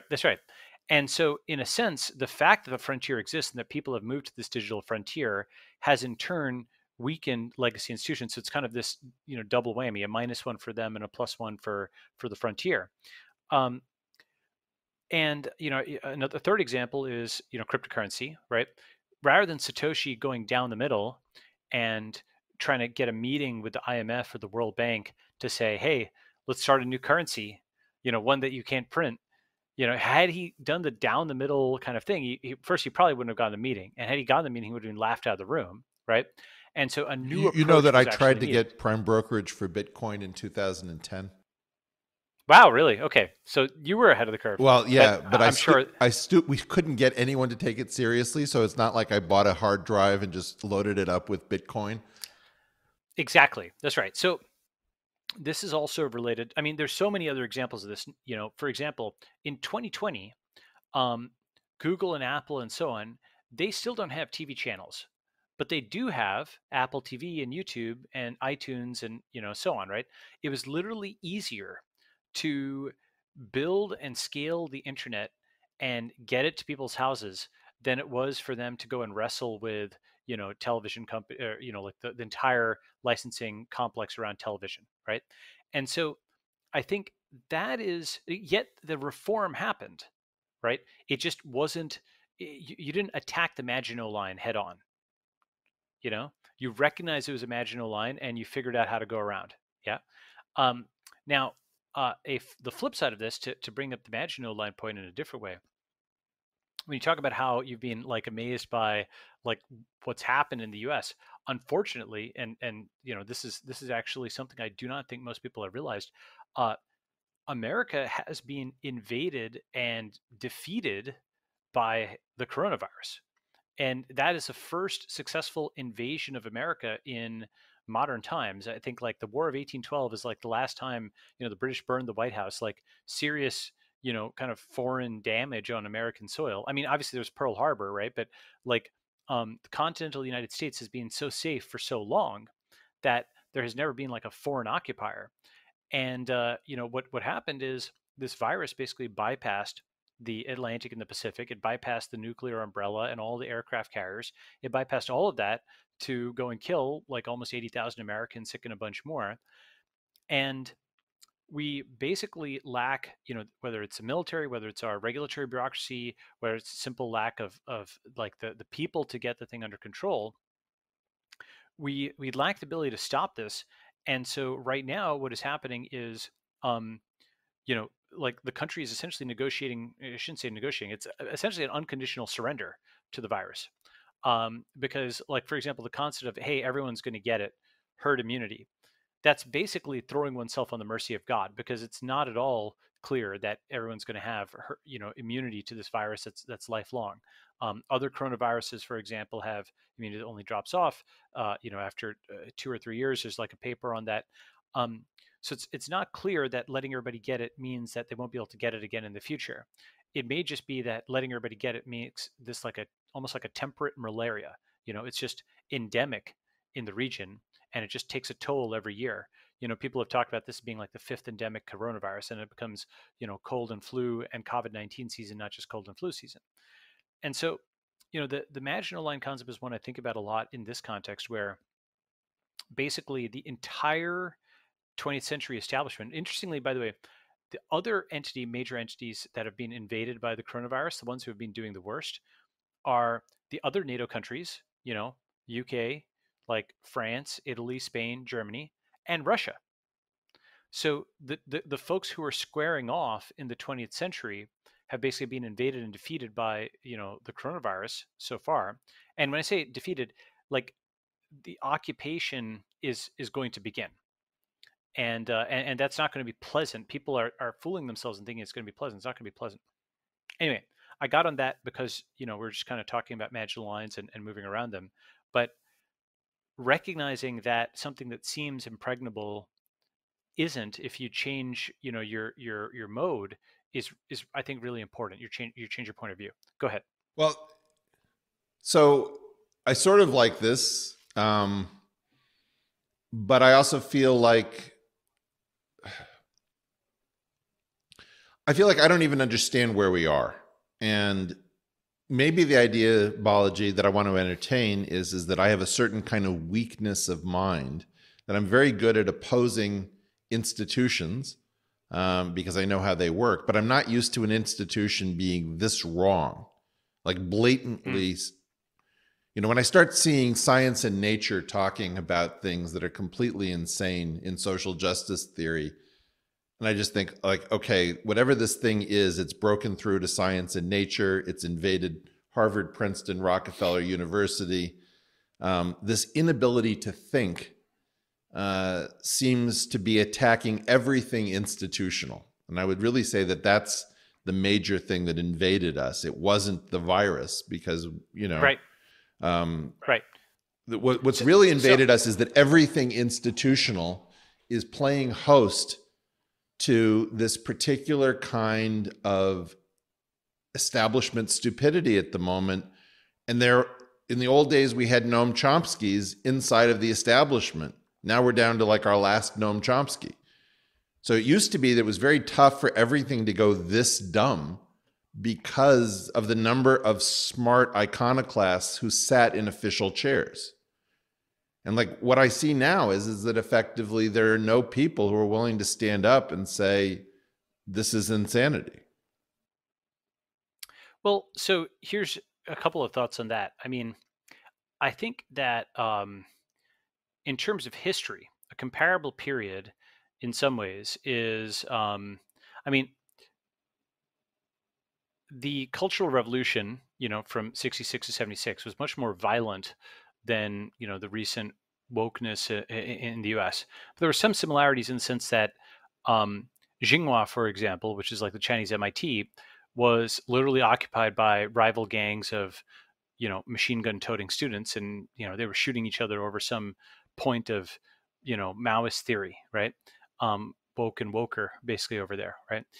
And I think a very important thing for folks to understand, actually, Dalio had a very similar comment, like he had a similar, I think, mental model.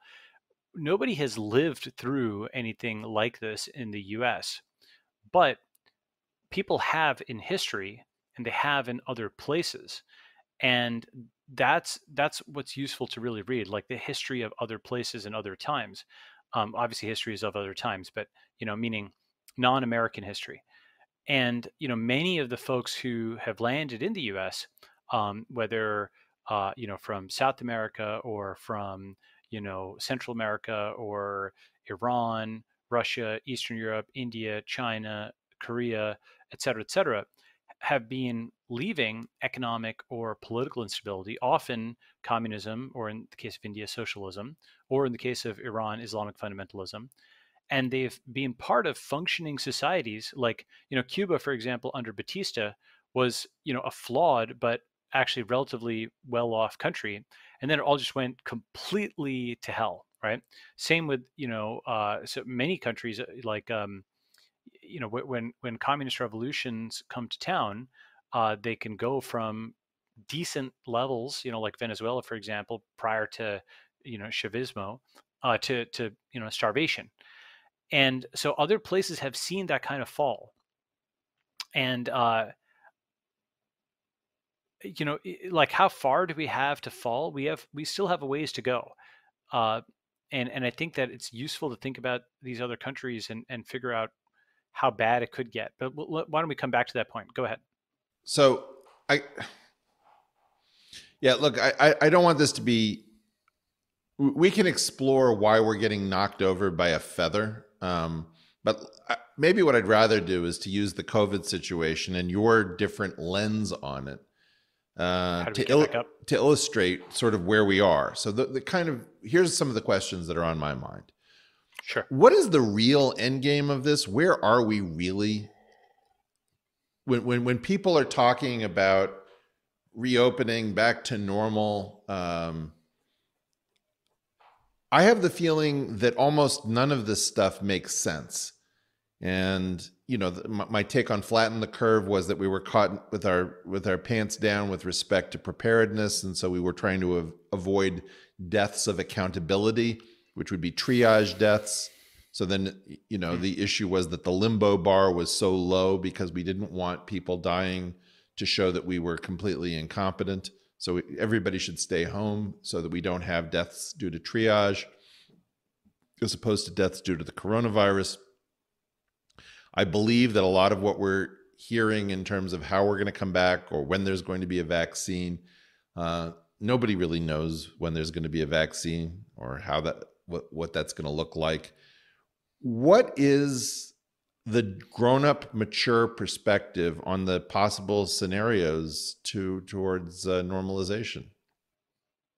So I think the grown-up, mature perspective is, the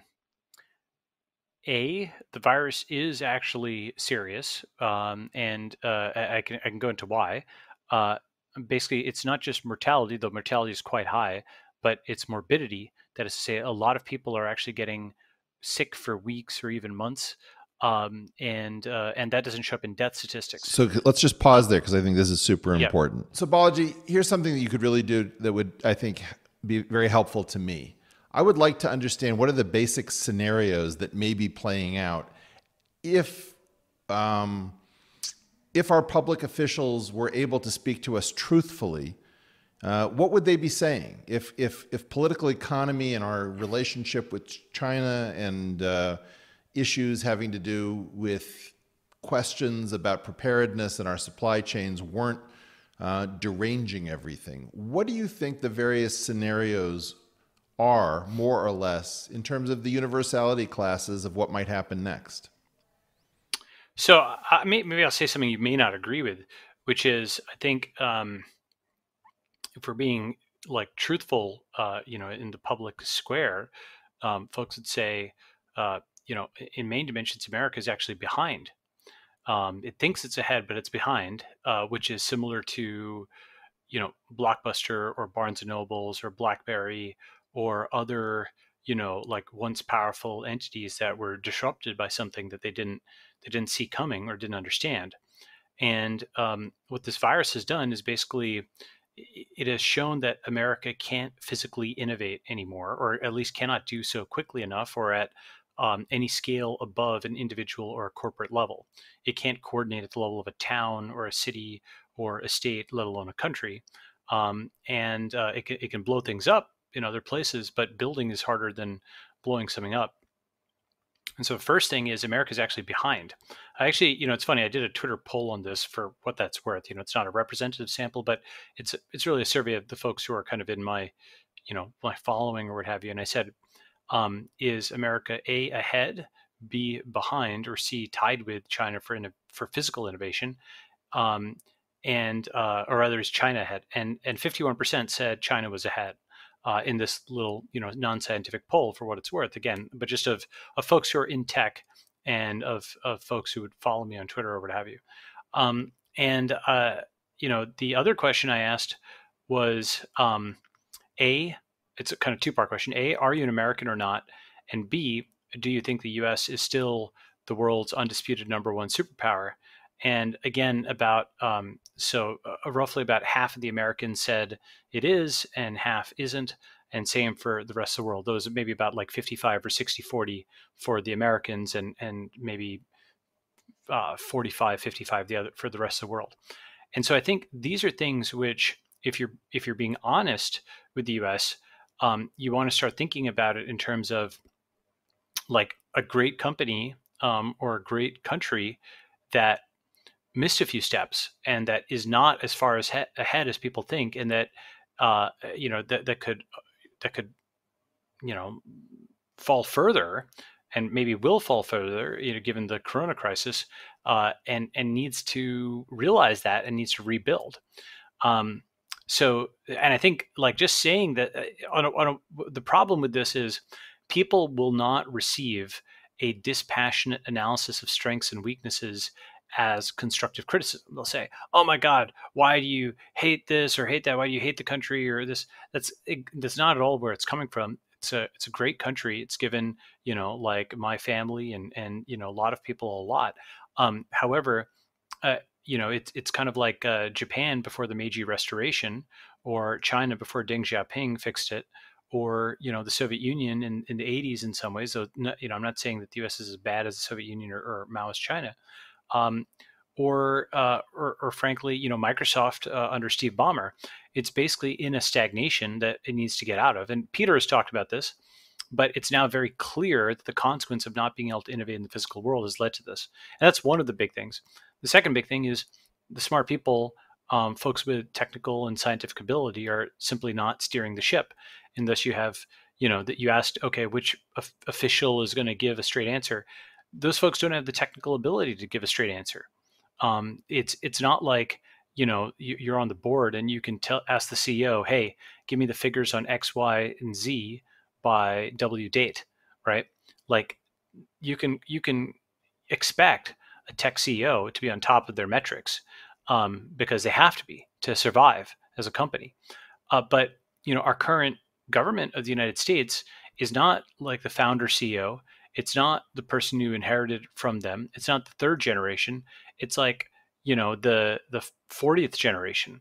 For example, the mayor of New York wouldn't be able to build the NYPD from scratch, but somebody did at some point.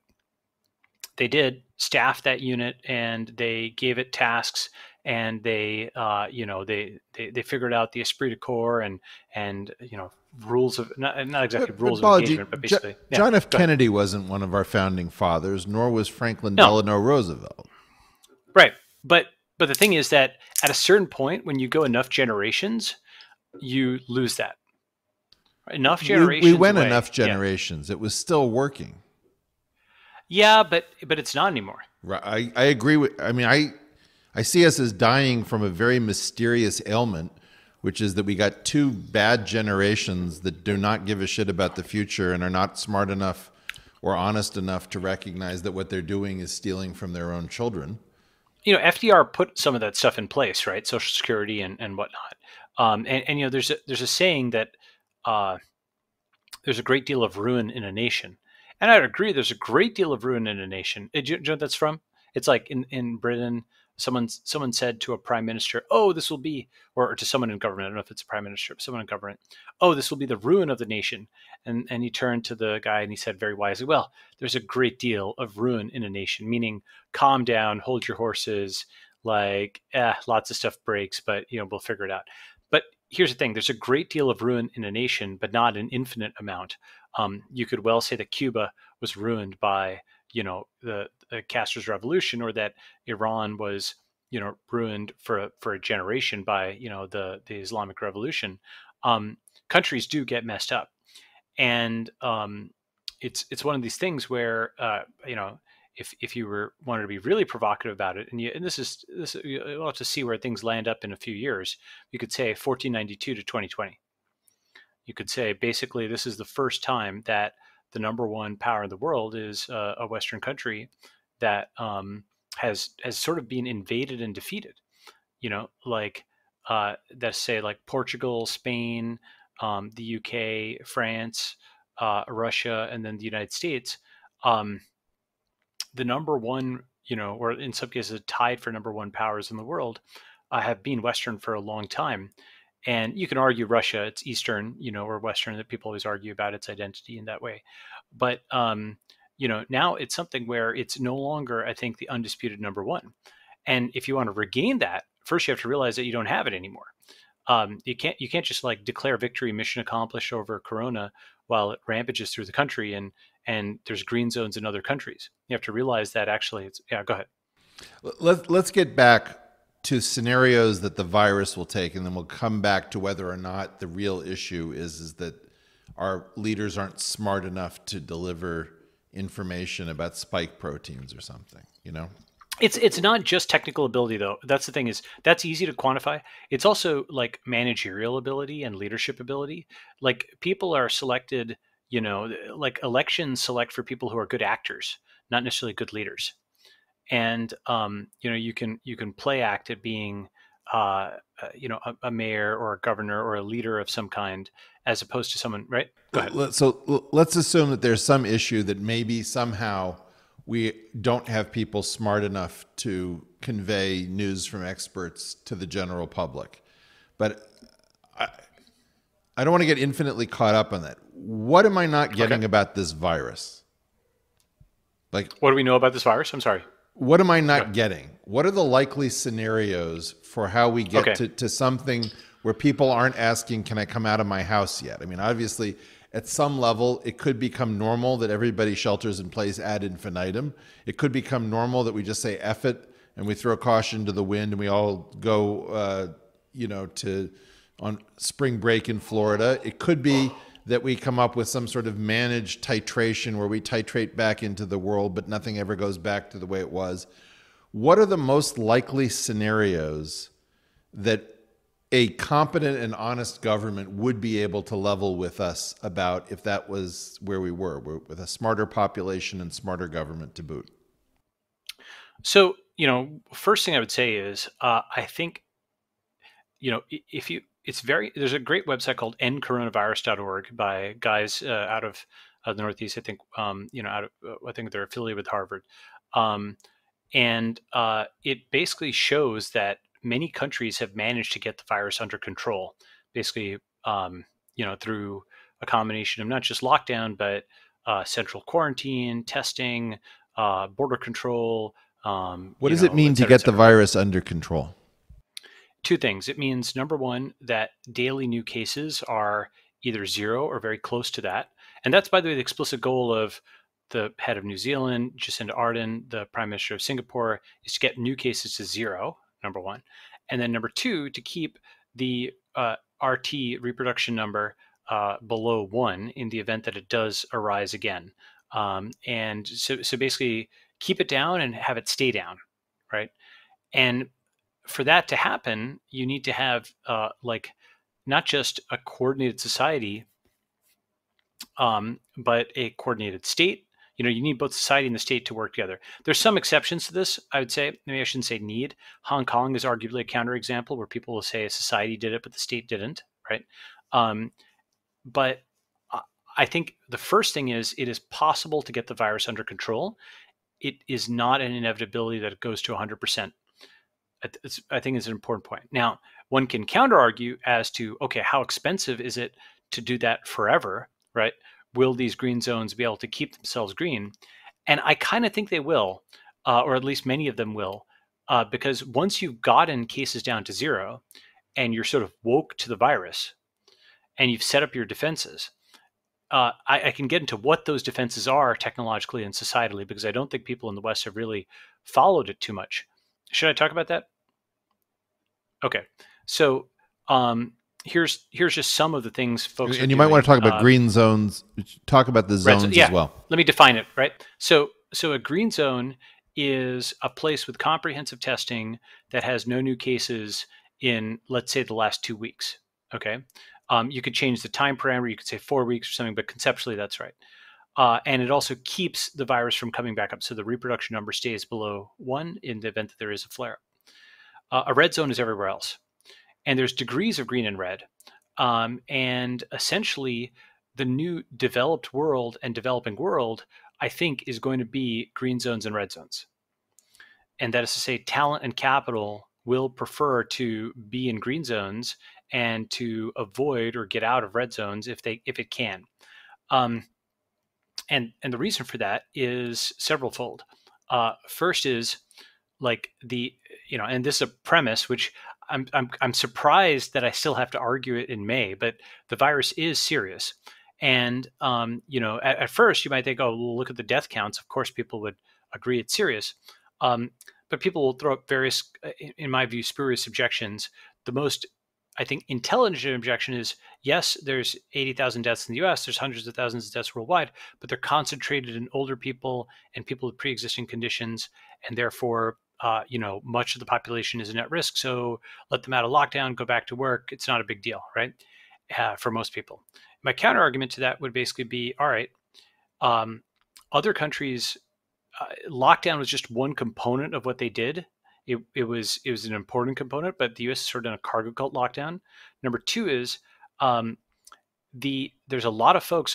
We don't know the exact number, but there's many folks under age 50 who've had very serious conditions that are not lethal. They're not dead.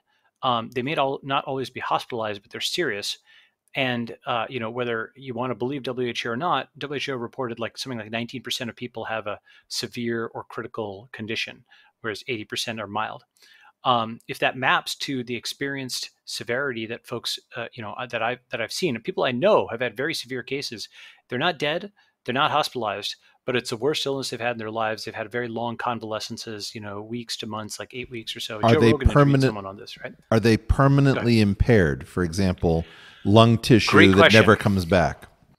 Great question. So I tweeted on this in March, actually. SARS and MERS, there are studies. So there's a group out of UCLA and I think David Geffen School of Medicine, UCLA and USC, that published a paper saying we need longitudinal monitoring of people who have recovered from COVID-19 to see if they have permanent lung damage, because a good chunk of folks with SARS and MERS did. So the thing about the long term is we'll only know it in the long term, but I do think we should be doing longitudinal studies of patients. We should be quantifying morbidity better, not just mortality. Yes, we need to know death statistics across demographics. It's very important. But we also need to know things like self-reported severity, duration of illness, length of convalescence, meaning recovery after illness, self-reported recurrence of symptoms, and then things like CT scans, like at 30 and 60 and 90-day intervals, and other kinds of things. Like, are people getting back? And here's the issue: is even if it's just and I say just in quotes, but just a very serious illness, which knocks out, with some probability, healthy 30 and 40-year-olds for 8 weeks or 10 weeks. That's something where, if you had a choice, you would avoid an area where you could get that very easily. Your team would avoid an area.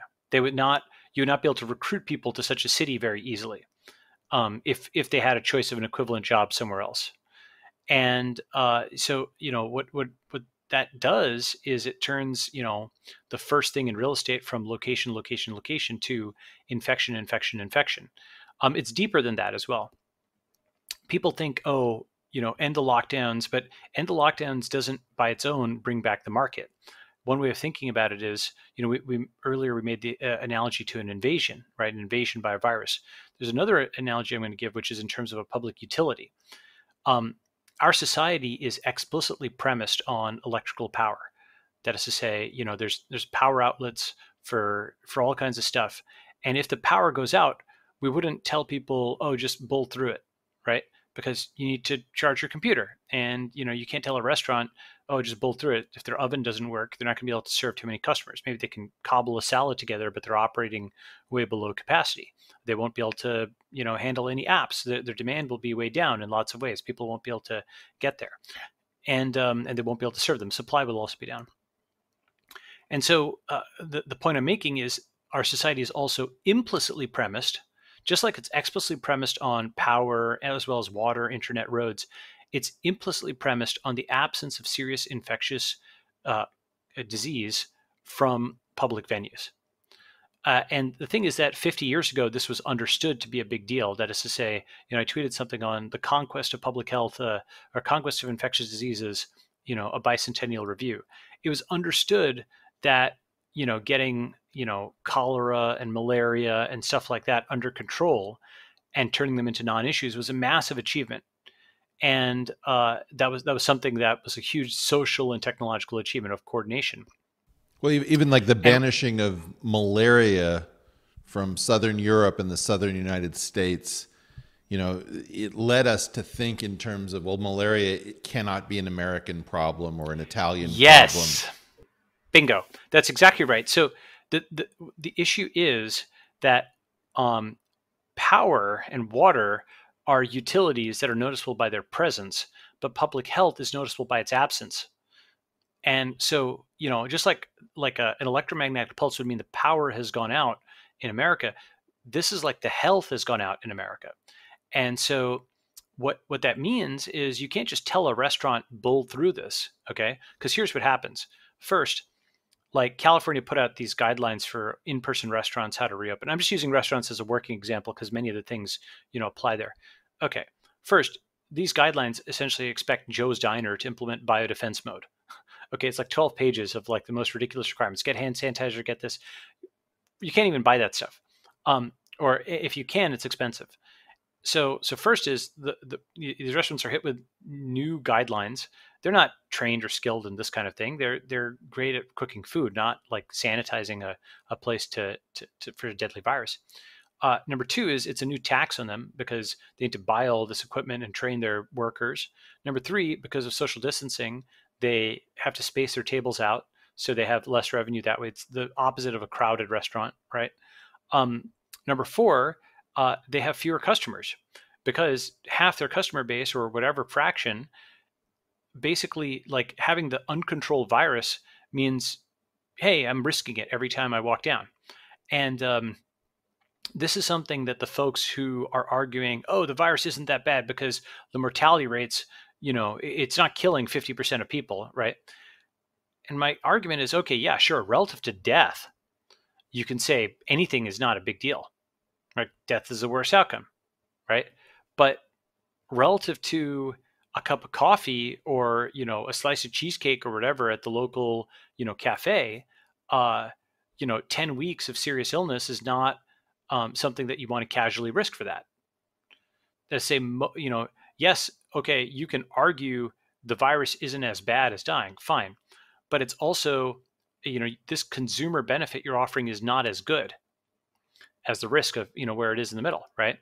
And so, one way of conceptualizing that is, and I'm not just like a economic determinist by any means, but for those people who are in the language of economics, okay, let's say that the virus would, on average, do $10,000 of damage to you.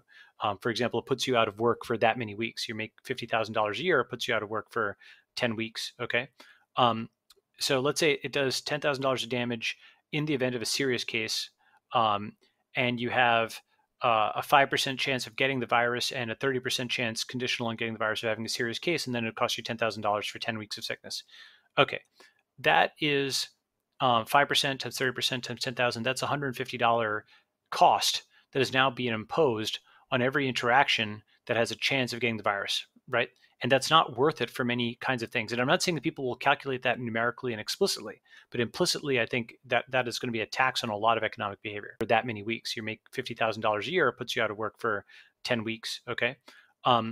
So let's say it does $10,000 of damage in the event of a serious case, and you have a 5% chance of getting the virus and a 30% chance conditional on getting the virus of having a serious case, and then it costs you $10,000 for 10 weeks of sickness. Okay, that is 5% times 30% times 10,000. That's $150 cost that is now being imposed on every interaction that has a chance of getting the virus, right? And that's not worth it for many kinds of things. And I'm not saying that people will calculate that numerically and explicitly, but implicitly, I think that is going to be a tax on a lot of economic behavior. Go ahead.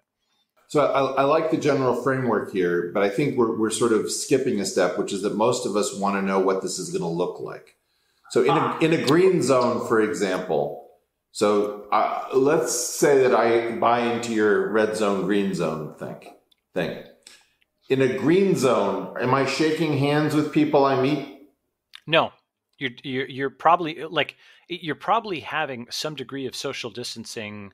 Well, okay, I'll put it like this. I think you're more likely to shake hands with somebody in a green zone, certainly, but I think that on balance, until smart people will probably continue to take precautions even in green zones, but I think that you'd be more likely to shake hands or go to a restaurant in a green zone, certainly, than a red zone. And in my green zone, let's say 5 years from now, am I wearing a mask constantly when I'm outdoors? So there's major branch points here. And so here's some of the key variables, right? The first is, do we get a drug or vaccine ever for this? Okay. And because there's some things, HIV is, we've turned it into a chronic disease, but we haven't cured it. Okay. So I'm not saying this is, we don't know yet. People thought there was going to be an HIV vaccine very quickly. There's good reason. Peter Kolchinsky actually has a great article in City Journal on the case for why you should get a coronavirus vaccine. He thinks it is possible. It's been done in other animals and so on. So that's important. On the other hand, nothing's ever certain.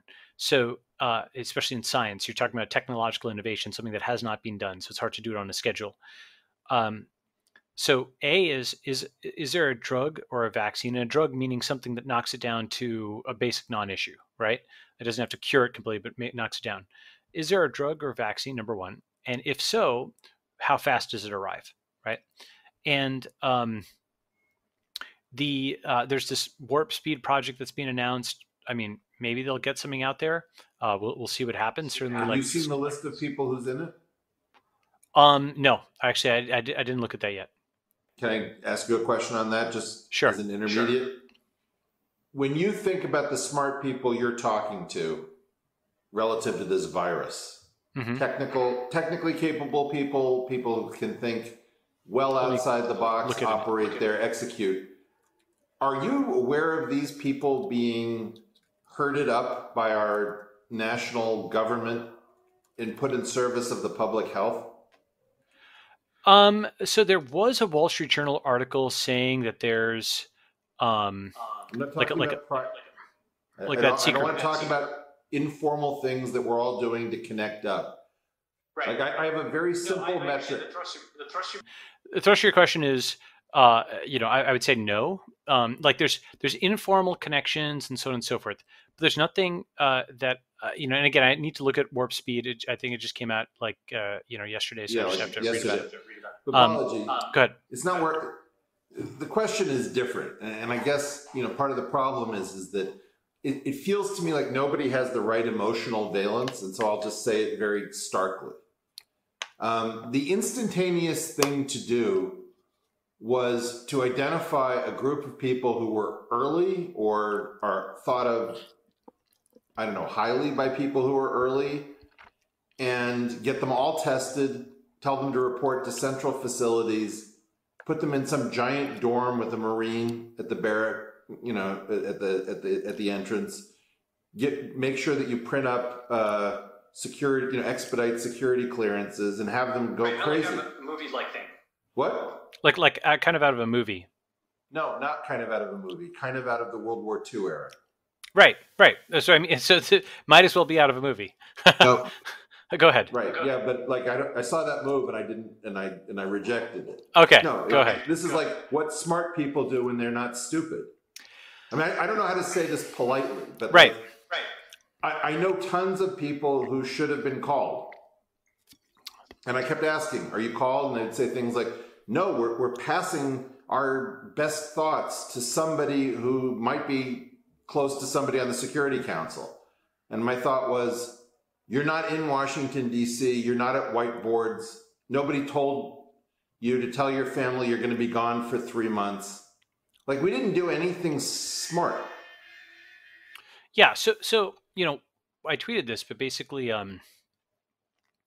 amazingly, the U.S. today reminds me of the India of my youth, in the sense of, India is a country with a lot of smart people that just couldn't get it together at a societal level for a long time. Now, amazingly, I would actually argue, despite, even though it's got a serious outbreak and so on, India, I think when this is a prediction, and I would not call it 100% or anything like that. I could be proven wrong in 6 months to a year. My overall feeling is India is punching above its weight in this whole crisis, and has had a higher state capacity than the U.S. over this, which is amazing to me. Where knowing India, it's astounding.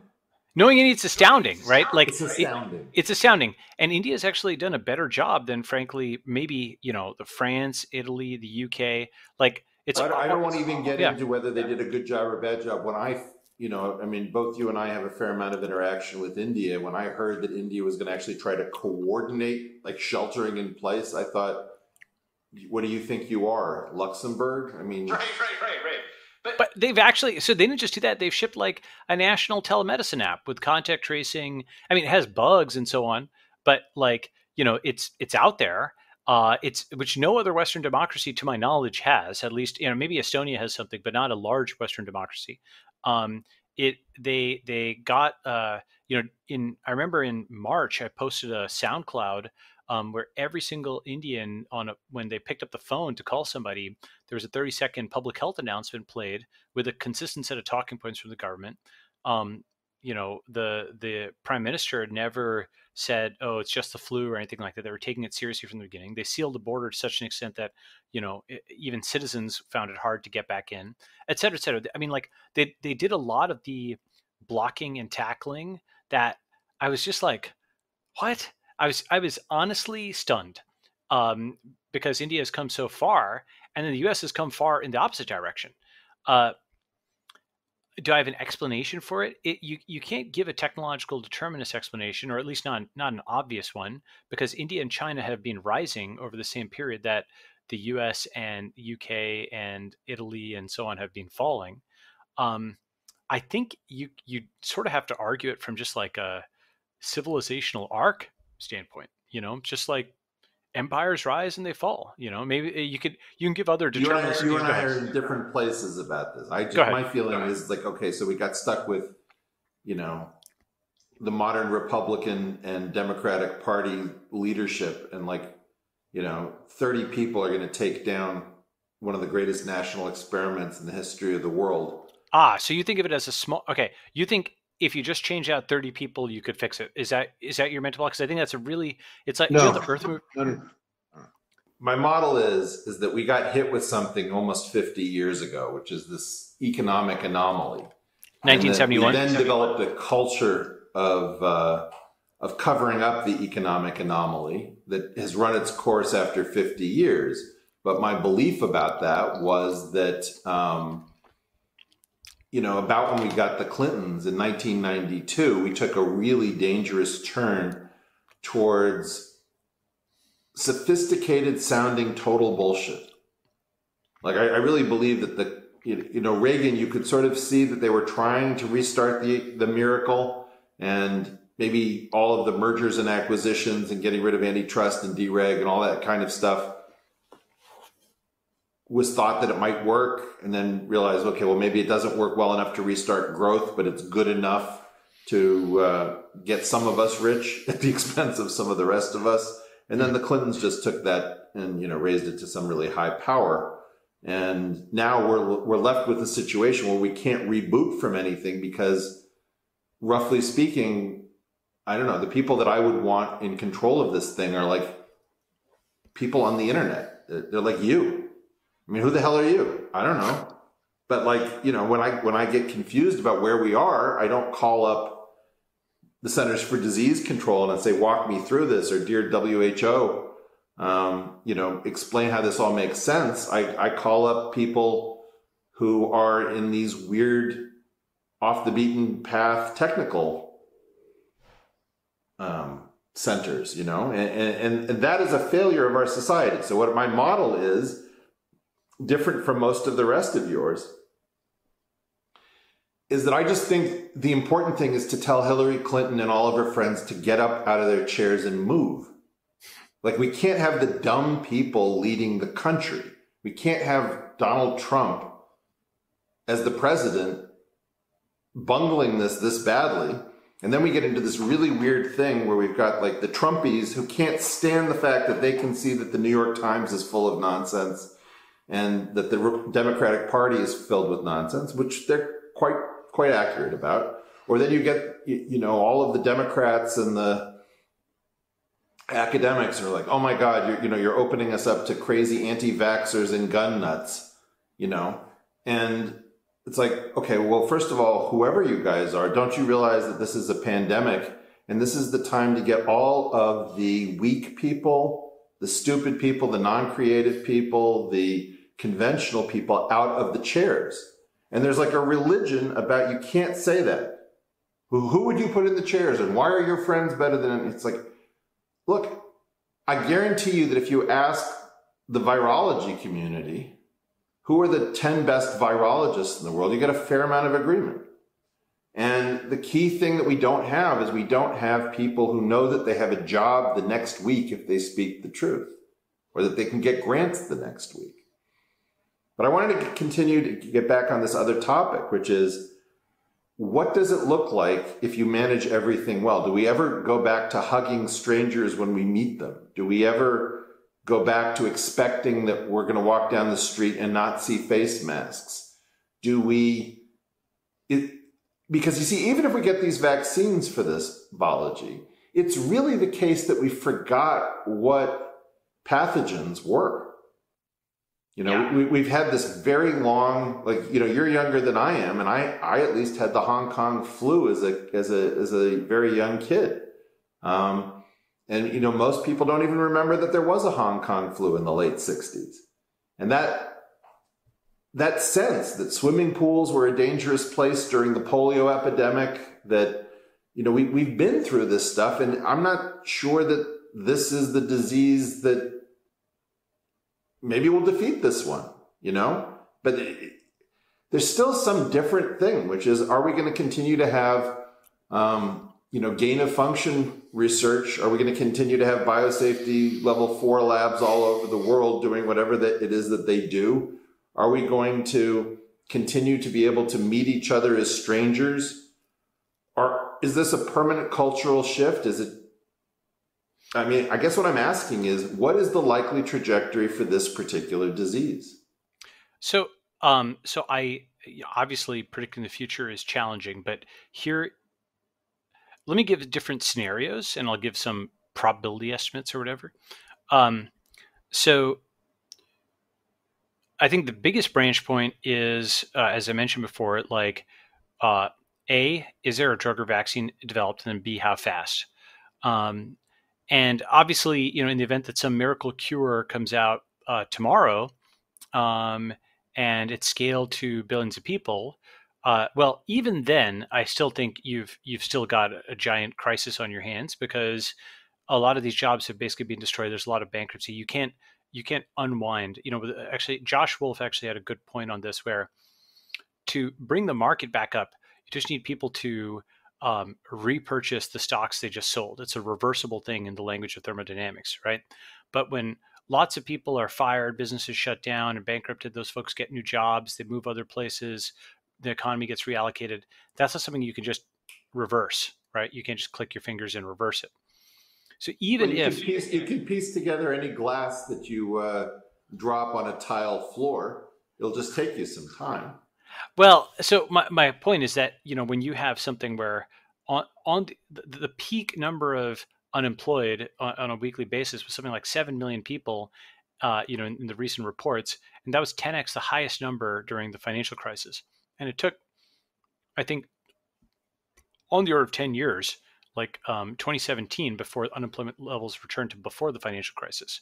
So when you've got 10x the financial crisis, I mean, I think that's a generational recovery just on the economic stuff.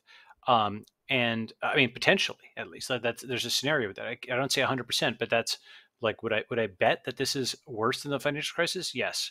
And because it's not fundamentally a an economic event or a political event. It's a biological event, right? It's upstream.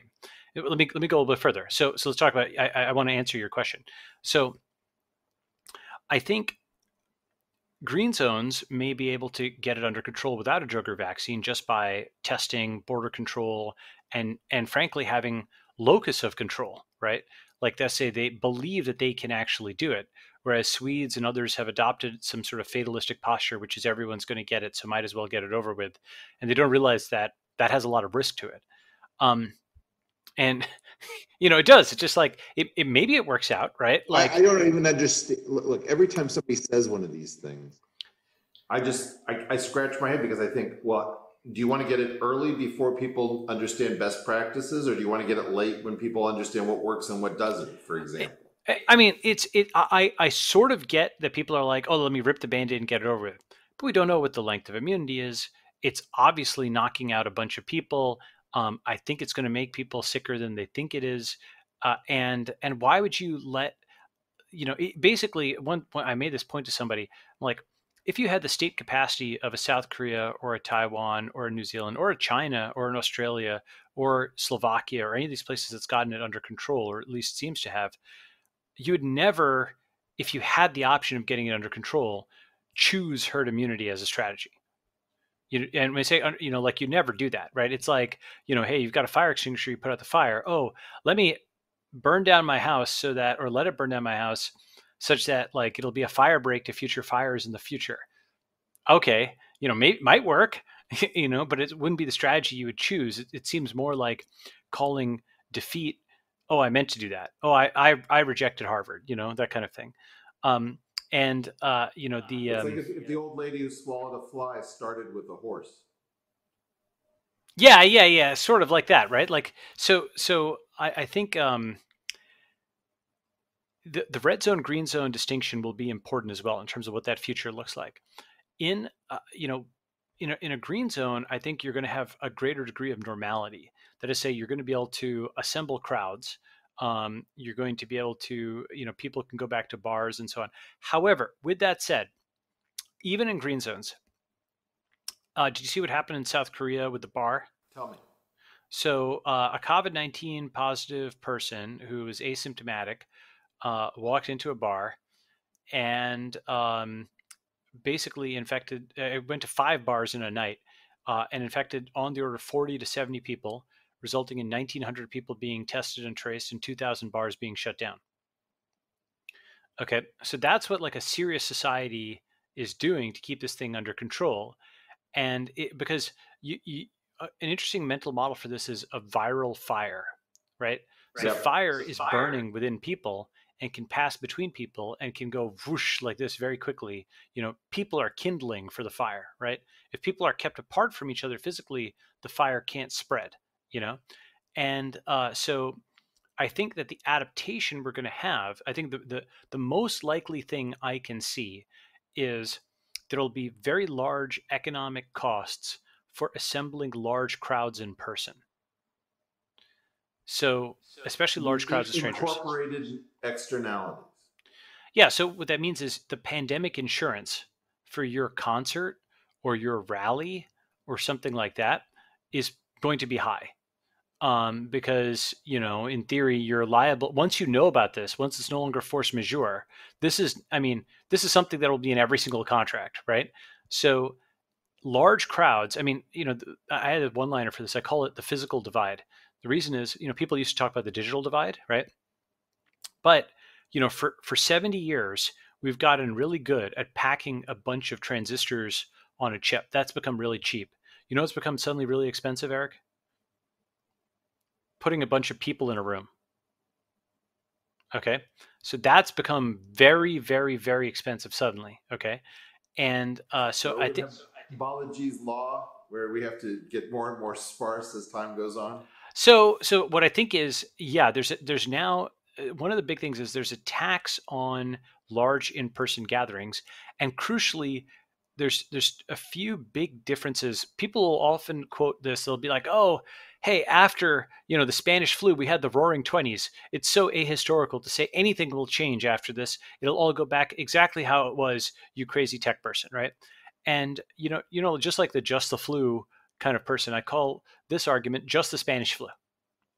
Just the Spanish flu. Which thing is clever, right? Okay. So the just the Spanish flu argument basically says this is just the Spanish flu. Yeah, that killed like 100 million people, but nothing happened lasting from it. We had the Roaring Twenties, and you didn't even read about it. Well worked out. There are a few major differences. So what I'm meaning, there are major differences from that period, and let me go through some of them because I had to think about this a lot and do some research on it to articulate why would there be a branch point. Right? Why would the Spanish flu not seemingly have such a large effect where people are in crowds 2 or 3 years later, but this one would? So, first, and this is just to anchor the economy of. Do you know what the Carrington event was? Okay, so for your readers or listeners, I think 1857, the Carrington event was a solar storm that resulted in basically like telegraphs catching fire or what have you. But for the most part, the economy of 1857 continued despite this giant solar storm because it wasn't, it wasn't exactly. So in a very obvious sense, the economy of 2020 is more vulnerable to an electromagnetic pulse or a solar storm than the economy of 1857 or 1918. Right? So despite all our advancements, we're more vulnerable along that axis of an electromagnetic pulse. Everybody would agree with that, right? So then a fundamental question is the economy of 2020 also more vulnerable in an unarticulated sense to a pandemic than the economy of 1918? Right? Because we can give an example where it was more vulnerable because it's very explicit and quantifiable. It's electrical stuff no longer works, right? Once you kind of analogized, going back to our previous point about how it's like a health outage, just like a power outage. When the power, the difference is the power is more tangible because you bank on its presence. With health, you're depending on the infection's absence, so it's only tangible in the opposite case. With a health outage, what businesses, what activities, what parts of our economy and society are premised on the absence of serious infectious disease from society? So the most obvious one are crowds, right? Big crowds are out. And I think out for a generation. That's something, at least as a crowd, to materialize a crowd in one location will be considered a show of strength. Okay, it's considered a society that is so confident and so advanced that it feels like it's just wiped out the disease. Or it is also possible, by the way, and I want to make sure it is possible the herd immunity argument works. I can't say I don't say it's not possible. I've just said it's risky. So it is possible that this tears through the whole population like the Spanish flu did, and then it's not a recurring issue. It just kills its 100 million or whatever it is. And, well, and it, there's and it an goes issue away. about, is the best thing from the point of view of lineage a bloodbath? That even if a small number of us make it through, because, it takes something where you've got a mutant receptor that makes it very difficult for the virus to attach. Just imagine. I mean, I think the best thing for lineage would be for us to invent, to get the biotechnology and biomedicine of 2100 and bring it into 2021, or 2020, like essentially to advance biomedicine quickly so that all the crazy stuff, like, for example, just getting a readout on your body to figure out exactly what's wrong. This is Mike Snyder's Integrome is kind of like this. It was a professor at Stanford Medical School who took a bunch of different assays and ran them all at the same time and was able to find out when he was getting sick and when he was having diabetes or diabetes-like symptoms because he could see the readouts. It wasn't just univariate, it was highly multivariate. So like getting readouts like that on people, or all the promise of like nanomedicine, and this is stuff where it's like you're actually sending in mini robots to go and like attack the virus, all the crazy sounding stuff, or life extension, like what David Sinclair talks about. Go ahead. So that's cool. What about surveillance medicine, surveillance-based medicine? Okay, so let's talk about this, right? So the good scenario, as I was saying, is you advance biomedicine in the treatment sense and so on, diagnostic sense, well enough that, Corona becomes a non-issue, COVID-19 is a non-issue, even if it's still around. I want to talk about interesting things that China is doing just for people to know what they're doing, whether or not, one of the things that the US did is it copied lockdown from Italy, which in turn copied it from China.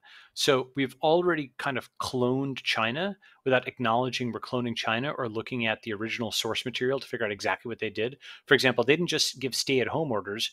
Anybody who was tested positive was then central quarantine, for example, right? There's 100 differences in terms of the execution. It's like the difference in saying, build a social network and build Facebook, right? There's a huge difference in the execution. Okay. So with that said, we should understand what China is doing, if not necessarily to copy it, but to at least to understand. Okay. One of the things they're doing is everybody in China has WeChat. And WeChat is not used that much in the West, but in China, it's like a combination PayPal and Messenger and Facebook and so on. But even more than that, it's like your handheld interface to society. Any restaurant stall, like that you walk up to, any government building, anything has a digital interface on WeChat. And in fact, you don't even need the physical interface. You don't need a point of sale terminal. They're just like, here's my WeChat code, and you just QR scan it and go, right? Okay. So WeChat's completely ubiquitous in China. And it's something where one of the features they've rolled out in WeChat is a national COVID-19 app that gives every citizen a green, yellow, or red code. Corresponding to green is you're considered healthy, you can travel, get on subways, whatever, keep going. Yellow is you are supposed to be, I think, stay at home and you're exposed, right? And red is you're confirmed positive, you have to go to supervised quarantine. Okay. Now, this is basically a way of instrumenting the entire country for coronavirus. And you could imagine standing in front of a gigantic monitor where you're looking at the greens, the yellows, and reds across China. And, of course, those labels need to be kept up to date, which I'll come back to. But assuming they are kept up to date by sensor fusion, you take a bunch of different kinds of tests and you have, okay, what is P of label equals Y, yellow, given this vector of variables, right? You basically have a conditional probability function that you're estimating. So you have this gigantic screen, mentally at least, which has all of these nodes moving around and they're colored green, yellow, or red.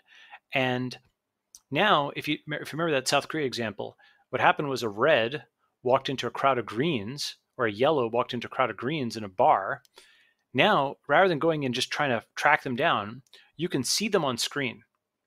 You can hit one button, and the 50 people that yellow was near are all marked yellow themselves. And they all get text messages telling them. Is this exciting to you? What's that? Is this exciting to you? I think it's so there's obviously bad aspects to it, right? Like in the sense of this is total surveillance and so on. Well, I'm monitoring a change in my friends from going from being diehard libertarians to, oh my God, the surveillance economy is going to be huge.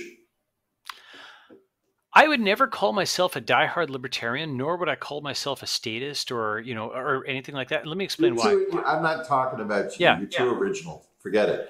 Yeah. I have noticed like a very strange change where a lot of my libertarian friends who were early on the virus are wildly into surveillance. So here's the thing about this is the pandemic is like a war in the sense of it is like being invaded by a virus. And Lincoln famously suspended habeas corpus. There were many violations of civil liberties and so on that happened during World War II.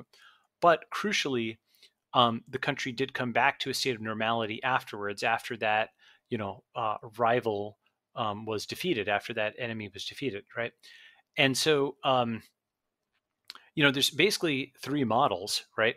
The first model is you don't allow the state to do anything, and then you fall into kind of a market anarchy. I'll come back to that because I think that's what's going to happen in a lot of the US. We're on track for that. The second model is you do let the state do something and it manages to solve the problem. If it doesn't, it goes back to market anarchy. But it manages to solve the problem and it doesn't give up power, in which case by 2025 or 2026 or 2023, you're going to be pushing hard on decentralization and crypto. Or in the third case, like the good government, it takes on these superpowers and then it, of its own accord, gives them up later. Right now, that's unlikely, but it's not completely unprecedented. For example, South Africa, in the transition from apartheid, gave up its nukes. Ukraine, when it became an independent Soviet republic, gave up its nukes. So it is, it is unlikely for a state to give up its powers, but it's not unprecedented for it to do so. It does happen sometimes. So those are kind of three outcomes. I'd say what I'm most excited about, I'm not really excited about anything, but I do think that the best bet is an intelligent state that puts out the viral fire and then sends the fire engines home. Like it does not maintain that. So you say intelligent state? Do you mean intelligent as in smart, or intelligent as in surveillance? Intelligent as in smart, as in like enlightened. So just going back to the yellow, red, and green code thing. So the thing about this is, we already in the US have NSA tracking of cell phones. That's been around since 2013, at least. Snowden has revealed that. We have lockdown and house arrest. We have taken on a ton of the economic costs. It kind of seems to me like, you'd want to put out the viral fire. But let me describe a little bit further this system, how it works. But to be clear, I'm not advocating for this. I'm just saying how it works so you can see it. So folks, this green, yellow, and red code.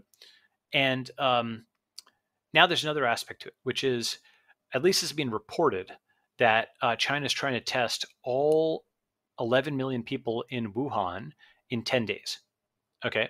Now, if they can do that, you've got WeChat, which is the social graph. Okay. So you visualize the social graph of, Wuhan, and it's superimposed on the map. Everyone's got XY coordinates, and these nodes are kind of walking around. And they're connected to each other in at least two ways. One is A is a friend of B, and the other is a proximity graph, which is based on their XY locations over time, right? And whether they're near enough to somebody else, because you can certainly be physically near somebody who's not your friend in the social network, right? So you have this graph, the social network, and proximity graph. And now you superimpose colors, the green, yellow, and red. And now what they're doing with this testing thing is they're trying to test, again, it being reported, 11 million people in 10 days. And if you have the state capacity to do that, it's like dropping a massive amount of flares over a region, such that you're lighting up all of the nodes. It's like total testing, right? It's no longer a population, it's not sampling them, it's total testing. And now you've got very fresh labels on the nodes. Are they green, yellow, and red? And here's a crucial thing. If you can do that, if you can take an entire city, if you can light up the entire city's social network with testing, and find the yellow and red nodes.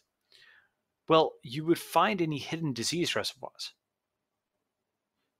That's so amazing. You could then centrally quarantine, or you have them do, stay at home, and you put out the fire because you find the disease reservoirs, right? And then you don't have to, you can now do that like city by city. Okay, it's like a clear and hold strategy, it's like counterinsurgency. So with just testing and quarantine, you could potentially put out the virus like this, right? Now, the reason I describe this is it's, you might think, wow, that's an insane violation of civil liberties that we would never do, et cetera, et cetera. But that was what people said about like what happened with the lockdown in Wuhan. And then it was basically done by Western countries like 6 weeks later, and done in a bad and amateurish kind of way. It was like, if you're doing a lockdown, you don't want to, there's 100 other things that were done. And I published a bunch of this stuff in March, by the way, on what was actually happening in other countries, South Korea, Taiwan, et cetera. But point being that it is possible, potentially, it appears possible to put out the viral fire with techniques short of a drug or vaccine. And this makes sense in the sense of the U.S. conquered a bunch of infectious diseases before they had PCR testing, before they had genome sequencing. Sometimes like quarantine and elbow grease can get you much farther than you might think. So let me pause there. That gives some sense of how you can get the virus under control. Well, and I appreciate your analogy to wartime. I often talk about regulated expression as a paradigm that we don't use enough. Regulated expression. Well, just from biology, that you have some reaction that you don't want to be present generally, but the idea is like, okay, well, I'm going to upregulate this and downregulate that relative to the situation. Right. And saying that this is like life during wartime means that there are restrictions on civil liberties that aren't usually in place. And then, the concern, of course, is that the argument, well, we already have X, and so this is X plus epsilon. We already had Snowden's revelations, and so we know that we're doing this already. We should just make use of the data. If I play that game, that compounds to tyranny very quickly. Absolutely. Now I've got the information that says that so-and-so is going to give syphilis to so-and-so else today, what do we do? Yeah, no, totally. And the thing is that basically the U.S. government has proven itself so incompetent in this current set of circumstances that I don't think it would be smart to advocate for it having any more power. So I want to be clear about that. But I do think it's important to understand what is being done successfully in the rest of the world, even if it's not imitated directly. For example, there's privacy-preserving contact tracing, right? Maybe that gets you 60%, right? Maybe you have something where enough people opt in to a green, yellow, red code system to put out the fire in their city. There's different ways of thinking about it. Actually, I think you've actually hit this nail on the head before, and I want to bring back Balaji on Balaji then. Okay, Which would be, I think what you're saying is that trust is a competitive advantage in the current world, because if trust is high between a population and its government, that government can do things to fight a virus that somebody else can't, and that means it's a better place to do your production, manufacturing, what have you. And so Absolutely. So this is the thing that I'm very upset about with the U.S., which is I don't trust these people because they're bad. They're obviously bad. They're stupid. They're incompetent. They're kleptocratic. They're not technically adept. I get bored of saying this because I know people who are those things, and they're sitting at home. They're not called up. You could solve this problem tomorrow if you could call up the Mark Andreessens, Patrick Collisons, Balaji Srinivasans, Laura Demings. I mean, there's any one of a number of people who are just very mentally agile. And if you had them addressing the country, you'd completely change the U.S. perspective on the virus.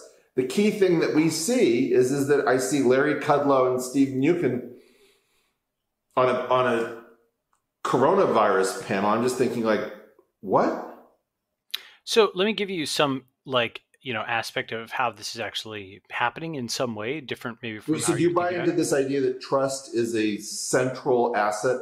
Oh, absolutely. In fact, I've talked about that a lot. I mean, I'm not a ideological, so ideological anything usually, it's funny.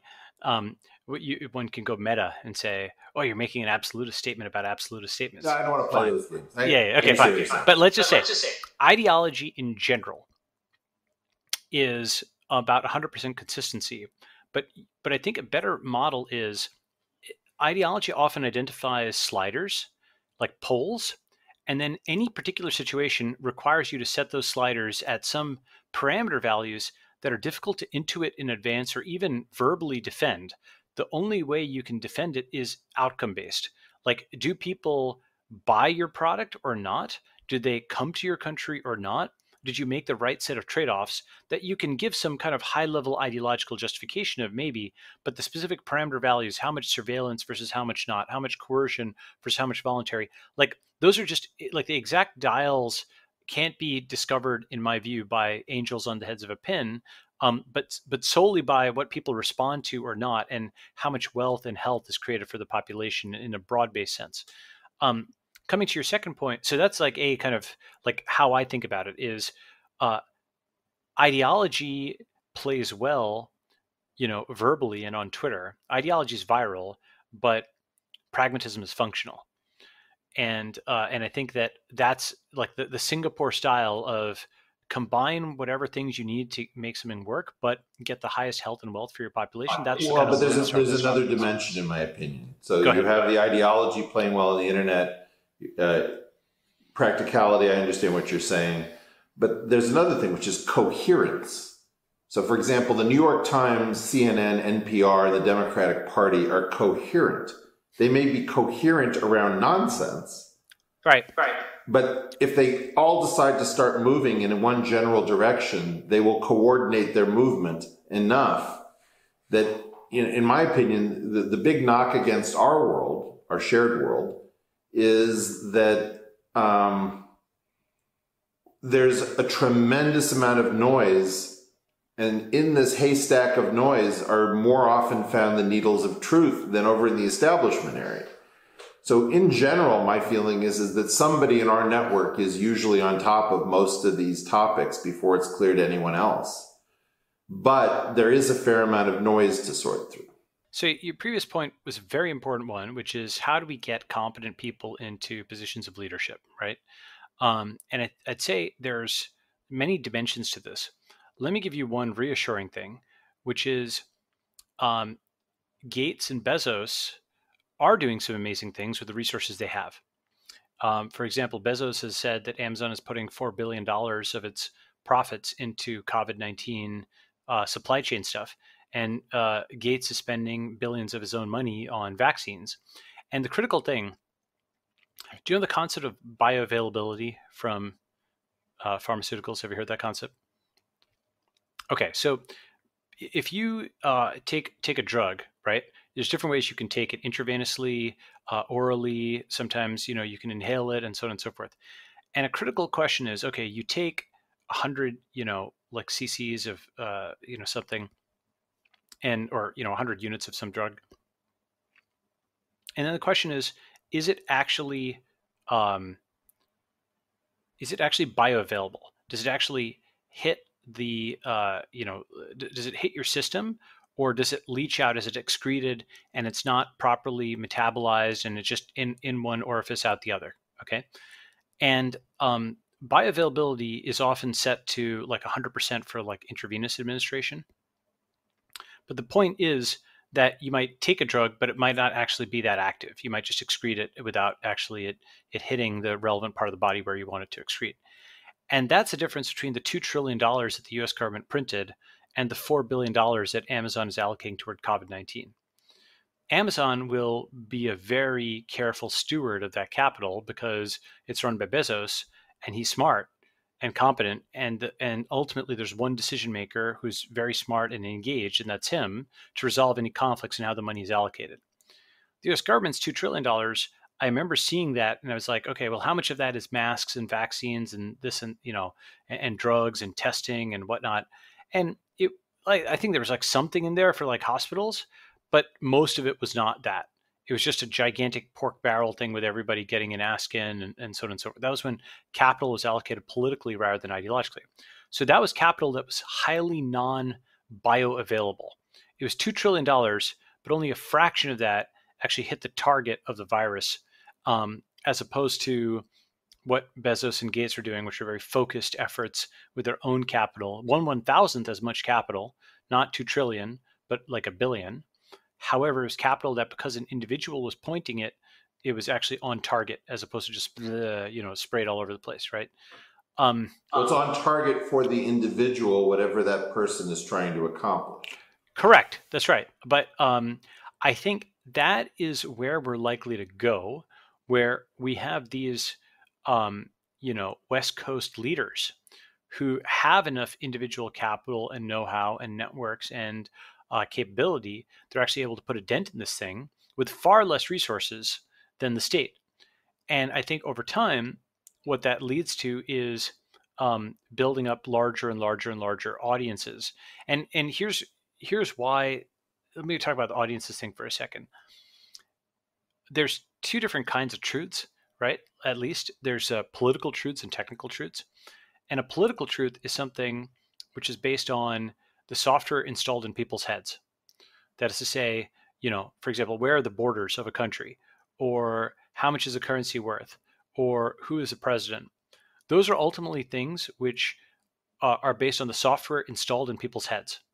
And if you can change enough of that, if you can muscle them into believing something else, you can actually change where the border is located. You can change what the currency is worth. You can change who the president or, the leader of some organization is. Okay. Then separately from that, there are technical truths, which are, the diameter of this virus, or, the value of this expression in math, or the gravitational constant, right? Those are things which no amount of muscling of people's brains is going to change because they're physics or they're math, right? They're science. And it's important. I mean, like the thing is that, there's also interesting things in the middle, right? Like something like cryptocurrency uses technical truths to make it harder to change political truths in certain ways. Because people are coming to consensus on who holds what money, but cryptography is being used to make it difficult to muck with that. What's my point? Point is, political truths are important. Political truths are where the money is. Political truths are where our entire establishment is focused on, and they're incapable of thinking about technical truths at all. Here's an interesting point. If you can convince enough people, if you can get enough backlinks, then I think you can change things. And it doesn't necessarily have to be through a standard process. I think, for example, if you just built a large enough specialist social network in San Francisco, I bet you could win the election of San Francisco. That would actually be an afterthought. For example, if you built up a San Francisco COVID-19 response community and you organized, and maybe San Francisco is not a great place to start, by the way, it's a pretty hard nut to crack. Okay. But Balaji, go ahead. The thing is that, look, I'll be honest, I don't really see between the West Coast, the East Coast, and the nostalgic perspective, which I seem to represent. None of us seem to have it right. But I'll be honest, I've spent enough time around West Coast billionaires to know that they don't part with large amounts of money very easily. I mean, Sure. No, seriously, there's an incompetent news story that's constantly written about so-and-so has a limitless wallet. $10 million is like blowing his nose. And it's like, I've never met this person where $10 million is like blowing your nose. Right. I've never met someone so rich that they can't think about whether or not they want to spend $10 million on something. So we just had some sort of a rapid grant thing going on with like multiple billionaires all getting together to put up $11 million. So my first feeling about this is we're not that good on the West Coast to be able to take all this stuff on. No, not We all of haven't it. Wait, shown- wait, wait. Okay, can I say one thing? Though? No. Okay, go. I'm gonna Fine. get myself in trouble with my new tribe. Fine. My new tribe likes to talk an awful lot about disintermediating corrupt institutions, and then it can't actually get its own act together very deeply. The magic is supposed to be when these people inhabit the regular institutions. Then the regular institutions have to up their game because you've got a lot of people asking unfamiliar questions. The kleptocracy goes down because people who are making their money by doing new things are pissed off about people making money from stealing things. And we are treating the problem of how do we remove septuagenarians from our political parties who've been there forever or who just got there, like how do I get rid of Trump? Pretty easy to me. You just stop the Democratic Party from being as corrupt and soulless as it is. How do you get rid of the people in the Democratic Party? Well, they're going to die. In the next 25 years, the current crowd of people who seem to be in control are going to age out of this thing. My guess is that within 5 to 10 years, there are going to be far fewer of these types of people than there are now. And we're treating this weirdly as like a given. Like we can't get rid of the rot. And I don't want to keep getting back into it. It's not that interesting. But I honestly don't think that the West Coast solution, it's like, if you get a bunch of tech billionaires, Jack Dorsey has stepped up to the plate at a surprising level, if I understand correctly what he's giving for COVID. But I'm not talking about giving. Let me be very precise about this. Sorry, but yes, I'm talking about directing the capital, remaining engaged, bringing the same thing that built the businesses and built the VC fortunes into the mix, so that the idea is that you have an idea of get shit done, you have an idea of get stuff funded. Even more precise than that, though, which is what Amazon is doing is essentially rolling out the technologies to turn the Amazon campus into a green zone. And then it can sell that to other people as a business model to start expanding green zones out, where they MVP it for their own company first. They show that it works because they've got outcome statistics in terms of who's sick and so on, and essentially build a private healthcare system / management system, and it radiates out from there. That is like the West Coast model, rather than try to start with $2 trillion and a top-down kind of thing. No, I'm not talking about starting with the $2 trillion. No, I know. Amazon has a different situation because of its particular business model. Obviously, a world that isn't going to go out shopping quite as much in brick and mortar. This has accelerated a move towards online purchases. All sorts of things are happening. Right? And I understand that you can actually start to implement this and experiment within your companies, et cetera. Obviously, what Elon is doing at an atoms-based company rather than an electron-based company, is different.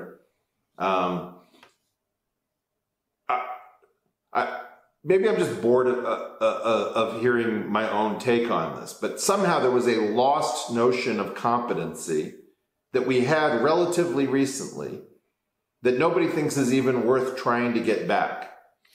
I'm not saying it's not worth trying to get back. I am saying that I don't think the mechanism for doing so is going to be a front door mechanism.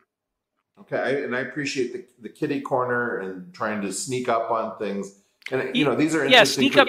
I wouldn't even necessarily call it sneak up on it, because that involves it is more accepting what you can change today with what you have, doing that, and then seeing what door opens in 2 years or 3 years, right?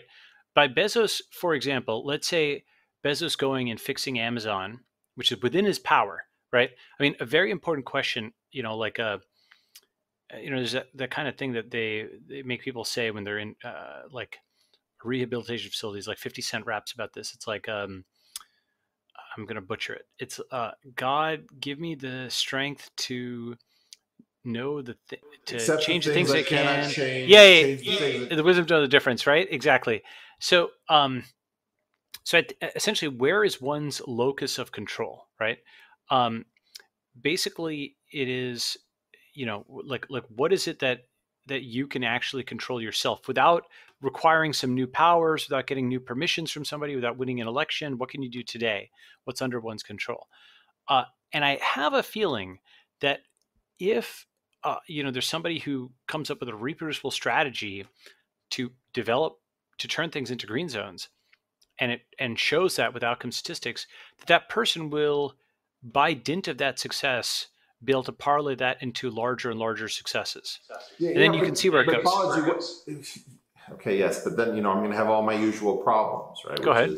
What if that person does it through surveillance, through an unacceptable level of surveillance? I can't stand surveillance. I friggin' hate it. And I've learned through time that most people don't feel this way. They accept surveillance. They don't have a sense like, if I'm going to speak out about Jeff Epstein, if I'm going to speak out about our intelligence services, if I'm going to speak out about lots of different things, I want surveillance to be dangerous, illegal, expensive, and difficult. Somebody says, like, I don't know, if it keeps me from getting sick, let them know. Okay, so then we're going to have this.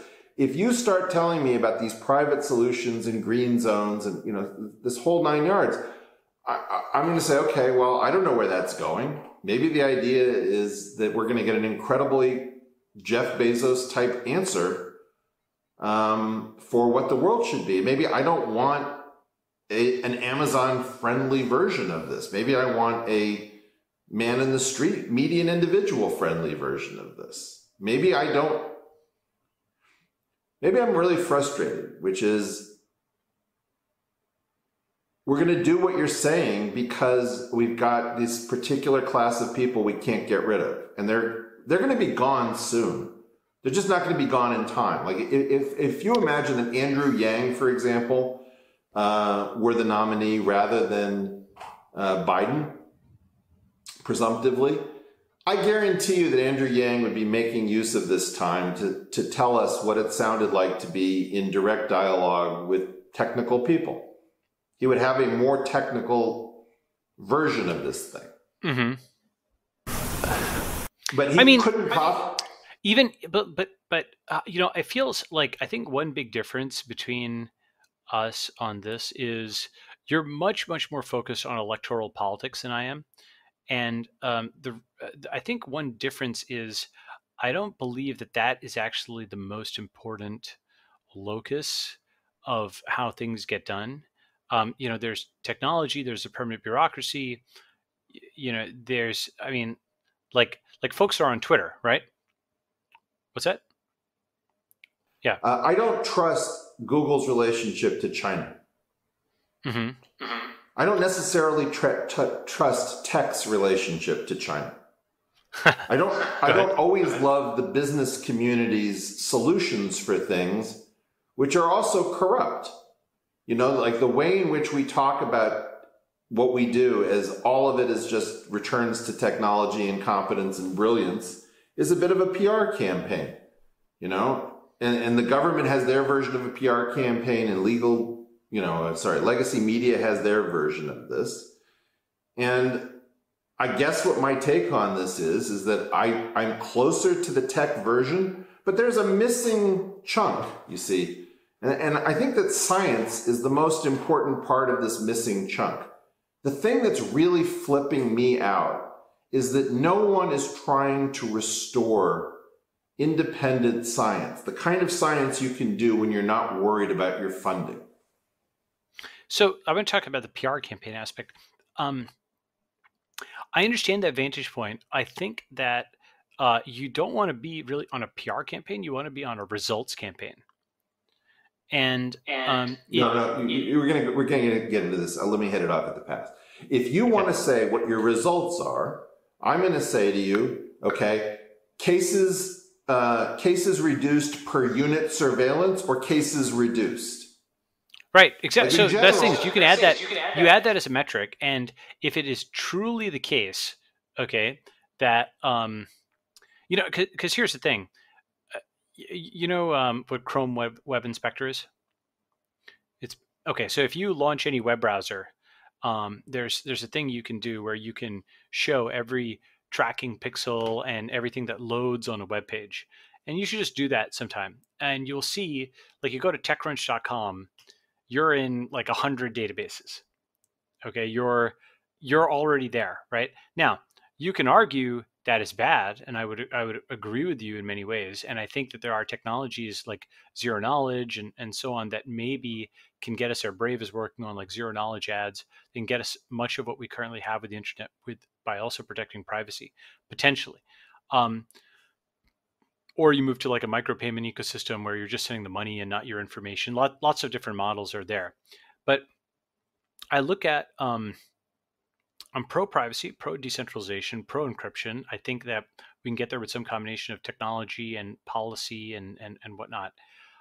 However, I also recognize that maybe we've got only a stone axe right now, and we've got a beast that's coming at us, and take that thing out first, and then figure it out later, right? And there's another possibility by this. I think my point would be, consider fragging your commanding officer first, putting somebody competent in charge, and then regrouping. Like, what's the next part of the plan? If we can't get rid of our commanding officer, then we've got a real problem. So, I mean, the thing is that a better way of doing it, I think, is just pulling the backlinks away. Okay, so take your example. Look, you can't do this in a platoon or whatever, but a guy goes off and says, if it were legitimate, it's better in a startup. Okay, let me use that analogy rather than a platoon, because there's like, being disobedient in the military is different. But you've got a company, and let's say the traitorous eight. They just left and they just did their own thing, and the folks who followed them. It's a free country. And so the backlinks that were pointing in this direction are now pointing in another direction. So if you pull enough backlinks over, then you've reformed this system without changing it in a direct way. You haven't taken it on in the front, you've taken on the back door. Go ahead. So the United States of blockchain, and not blockchain only, that's a tool. But I think that this is kind of a weird intellectual impasse, which is, I'm not disagreeing with you, Balaji, that the current system is corrupt, doesn't work, can't get it done, new things are exciting, they're happening elsewhere. I think we live in a persistent fantasy, either about what's possible with sort of West Coast mentality. Well, I can say one thing that we haven't talked about, which I think is very important. I think that the layer that, how would you reform the East Coast with West Coast tactics? Okay, let's talk about that for a second. I think that, for example, what Bloomberg did, where he spent like $500 million on the election, at least as reported, I think that was a waste of money. But I do think that an equivalent amount of money spent on personal media corporations, that is getting as many people to do Substack-like things as possible that are broadly aligned with the future, like with technology. They're pro, transhumanism. They're pro all of this good stuff. That would have actually a major impact, and it's something that can be funded. It's something that doesn't require a huge amount of resources. It's something that can probably at least break even. Not that media companies necessarily make a ton of money, but the reason is that writing is fighting, and if you have a large number of new writers who are scientists and engineers, and crucially, these should be, I think, citizen journalists as opposed to corporate journalists. They're not full-time journalists. They have personal media corporations, meaning they basically have they're getting like $1,000 a year or $2,000 a year from a Substack equivalent or Substack itself, and they don't have. This is not something they're doing full-time. This is a model where it's something in between like a blogger and a journalist, but it is something where you've got a serious hobby, okay, of writing. And if you had 1,000 people like that in SF, that, or anywhere, that would definitely shift the debate on a topic. And it would shift electoral politics. It would shift the Overton window. It would shift a lot of things. Yeah. You don't agree. Some kind of disagree. My feeling is that there are plenty of smart, interesting people. You can find them all over the internet. It has nothing to do with anything. The key thing has to do with this sort of centralized exchange that I've called the gated institutional narrative. And the idea is it's a world that only listens to itself. You can say the smartest things in the world. Like, you got attacked by tech journalists, I assume? Everybody's being attacked by tech journalists. That's all they do. Yeah, but for being early on COVID. Oh, yeah. That's true. Yes. Okay. So whatever that group of people is that seems to continue to persist no matter how many times they get things wrong, they're clearly upset, they're angry, they're pissed off. They always have a job. Okay? What I'm talking about is, roughly speaking, we did not get independence to the people who could use it, and we didn't seat them in institutional chairs. And I don't know why I seem to be the only person on this particular kick. It's clear as day to me. But the idea is, and let me go back to Noam Chomsky. Why does Noam Chomsky sit at MIT? He's in his 90s. It's because we used to have people like you would be a professor. Okay, but let me pause you there, though. Isn't it better that Larry and Sergey went and did Google than became professors at Stanford, or that Zuckerberg went and did Facebook rather than becoming a professor at Harvard? I can't do this. Yes, for a few of the winners. But do you know how many people who were supposed to be, who became neither Larry nor Sergey and didn't end up in a position, in a chair where they could do anything? Like, the FDA is in shambles, the CDC is in shambles, Harvard's in shambles. You need people with agency protected from the people who want to control them by regulating whether they have a job on Monday if they mouth off on Friday. There's no substitute. I think that really what I'm trying to say, Balaji, is that there is no substitute for journalistic independence or academic freedom.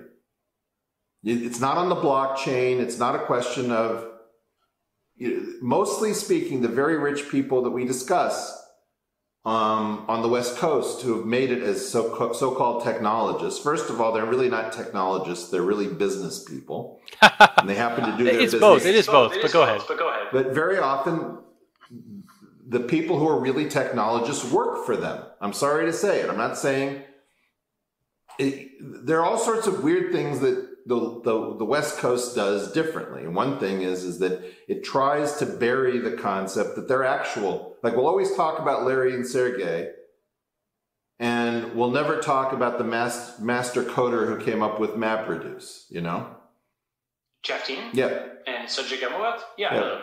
I know. I know you do because you're local. But that was my point. If I said Jeff Dean, do you think that the world in general knows who he is? No, but the people who should know do know. Let me ask you that. Many more people should know. I think you're right about that. But here's the thing: is okay, a few different things. So several different things to shoot out there. First, you talked about folks being under economic sanctions such that they couldn't speak freely. And, how does the blockchain, solve that? Actually, this is something the blockchain is pretty good at for two reasons. First is you can earn pseudonymously. So you can separate out your earning name, your speaking name, and your real name so that you only use your real name on official forms. You speak under one pseudonym and earn under yet a third. And that starts to isolate your job from your speech, from your kind of your real name, right? So that's kind of one aspect. The second aspect is that the mainstreaming of crypto and also cryptography as well as cryptocurrency is mainstreaming encryption. And so technologies like Keybase and so on allow you to communicate with others or even publish your thoughts pseudonymously or in encrypted fashion without someone being able to target you for thought crime, right? So I actually do think that those two things are pretty important. Okay, we're going to get into another one of these things. My point is, it's like we're constantly working around something. What's the problem with thought crime? The problem with thought crime is we've got a bunch of people terrifying everybody. Tiny number of people terrifying everyone. That if you observe what you see with your own eyes or hear with your own ears, you're Satan. I don't even know why, for example. I have no idea why my world is so convinced that I should never mention the Wuhan lab or you're a crazy person. Like, I don't even know where that comes from. It's not part of science. It's not part of being a grown-up. It's some sort of a directive that I don't understand. I can't grasp it. It's decentralized consensus. It's basically it's quasi decentralized, and here's what I mean.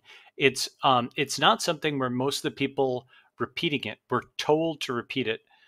It is that they saw it on social media or they heard it from somebody, and they saw the tone in which it was uttered, and it's usually uttered in like a contemptuous tone where A is looking down on B, and they don't want to be the person looked down on. And so then it's repeated that way. Now, some of them actually go and diligence it for its factual characteristics, but that's a rare kind of Do thing. you remember the Sinclair Broadcasting Network's public Yeah, service yeah, right. The thing that was funny about that is that happens all the time.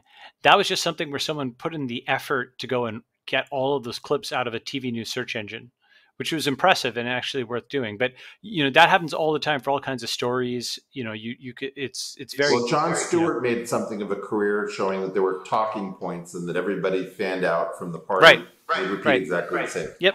But like at some level, look, I think we're going around and around on something which I would like to just exit from. I understand that the current situation looks hopeless and pointless and that we have new technologies and fine. Can I give a positive vision of the future? Like what things, Yeah, why don't you close us out with a positive vision of the future, and you and I can talk about other things on another show. That'd be great. Okay, great. So positive vision of the future. First, I think we're going to get a Y-shaped recovery, which is to say not V-shaped where it bounces back or W-shaped where it bounces up and down, but Y-shaped in the sense of we were on one branch of the economy and now we're taking a totally different one. And so the bad part about that is I think we're deprecating the physical leisure economy. So bars, concerts, restaurants, travel, hotels, a lot of that stuff will be looked back on nostalgically when, a middle-class person could easily travel and vacation meant, like international travel. I think air travel, that type of stuff is going to be less frequent. But where does the reallocation go to? Info, bio, crypto, robo, agro, and maybe astro. Okay, so info, anything digital. That's obvious. So that just continues, but that includes virtual reality. That includes, cryptocurrencies and so on. Bio also goes without saying. I think this is now, people have talked about this being the century of biology, but I think we're going to get 50 years of progress in 10 or even faster. And it's not going to stop at Corona. It's going to be something where one thing that's actually underappreciated, people have gotten used to waking up in the morning and checking dashboards. They usually check it for, their email dashboard, personal dashboard, or their company dashboard, their metrics. But now they're checking it for countries, and they're checking it not just for money or things like that, but for health. That's very new. It's not like people didn't look at life expectancy, but real-time dashboards of how countries are doing in terms of health and wealth starts to reorient towards better metrics, I think, for society. And hopefully we apply that to tracking diabetes and heart disease. I'm not saying everybody will track it to the same extent they're tracking Corona, but in the same way the financial crisis awakened an entire generation to thinking about the Fed and the money supply and being aware of those graphs, I think you're going to have a much larger number of people looking at health. So we start thinking about important problems, and maybe we could throw, not just money, but energy and time and intelligence at anti-aging, at brain-machine interface, at limb regeneration, at stem cells. All of these kinds of things exist, but could use a shot in the arm. Okay, so bio. Then crypto. I think this is both. I mean, obviously, I'm very bull on crypto, but crypto is the crypto economy. It's Bitcoin, but it's also in many red zones and in places where there's market controls being put in place. I think crypto is going to be essential. Robo, again, goes without saying, but whether it's drone delivery, I don't know if you've seen these sidewalk robots that are rolling around, whether it's basically the manufacturing robots, whether it's bringing supply chains back to the U.S. and then Boston Dynamics in Singapore. Boston Dynamics in Singapore, right? Exactly. I love all that stuff because anytime you can have a robot do something, you're freeing up a human to do a higher value thing. And or in this case, you've also got the hygiene argument where you'd much rather have one human and 5 robots touch something than, like a something? like 6 I can humans. just feel it. You're going to tell me that, first it's going to be, well, we already have robots that bark orders. Now we're just adding tasers. No. I mean, tasers, here's the thing. Then it's going to be like drones with 50 caliber ammunition. And the idea is that everything's going to be incrementally just a little, like we do. So I'm very conscious of the slippery slope argument, and in fact, I agree with it. What I'm basically saying, when I made that previous comment, what I was basically saying is that we have the costs of this already, in the sense of we have this NSA surveillance apparatus. It's already there. You'd assume, hopefully, that someone could use it for good, because what is it being used for otherwise? I don't know, right? Or we could shrink it. We could shrink it. That's right. But I think that and make it like responsive to civil liberties. Sure, absolutely. Or you have alternatively a competent state which takes root privileges for a period of time and then either gives them up or is forced to give them up later, right? But okay, so just finishing like the good scenario. So Robo is, as I mentioned, it's robotic factories. It's basically like the real future, right? It's autonomy, it's drones, it's automation of all kinds. And then agro is actually kind of part of, it's got pieces of the others, but certainly food production is going to be a big thing.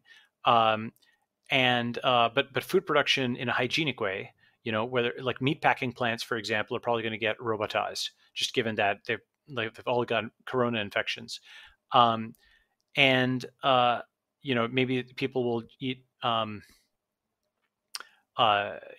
foods that are less amenable to, for example, the organic foods or the free range chicken type stuff is less factory farm, and therefore there's less people around. And so it's less, I think, intensive. And so maybe it has a lower infection rate. That kind of thing may happen, right? But so those sectors, info, bio, crypto, robo, agro, and the last astro with what Elon is doing with Starlink, what those combine for are really interesting scenarios. Like, for example, go and move from the city out to a really cheap rural area with a huge house, and it's like 1/10 the cost or whatever, depending on how far out you go.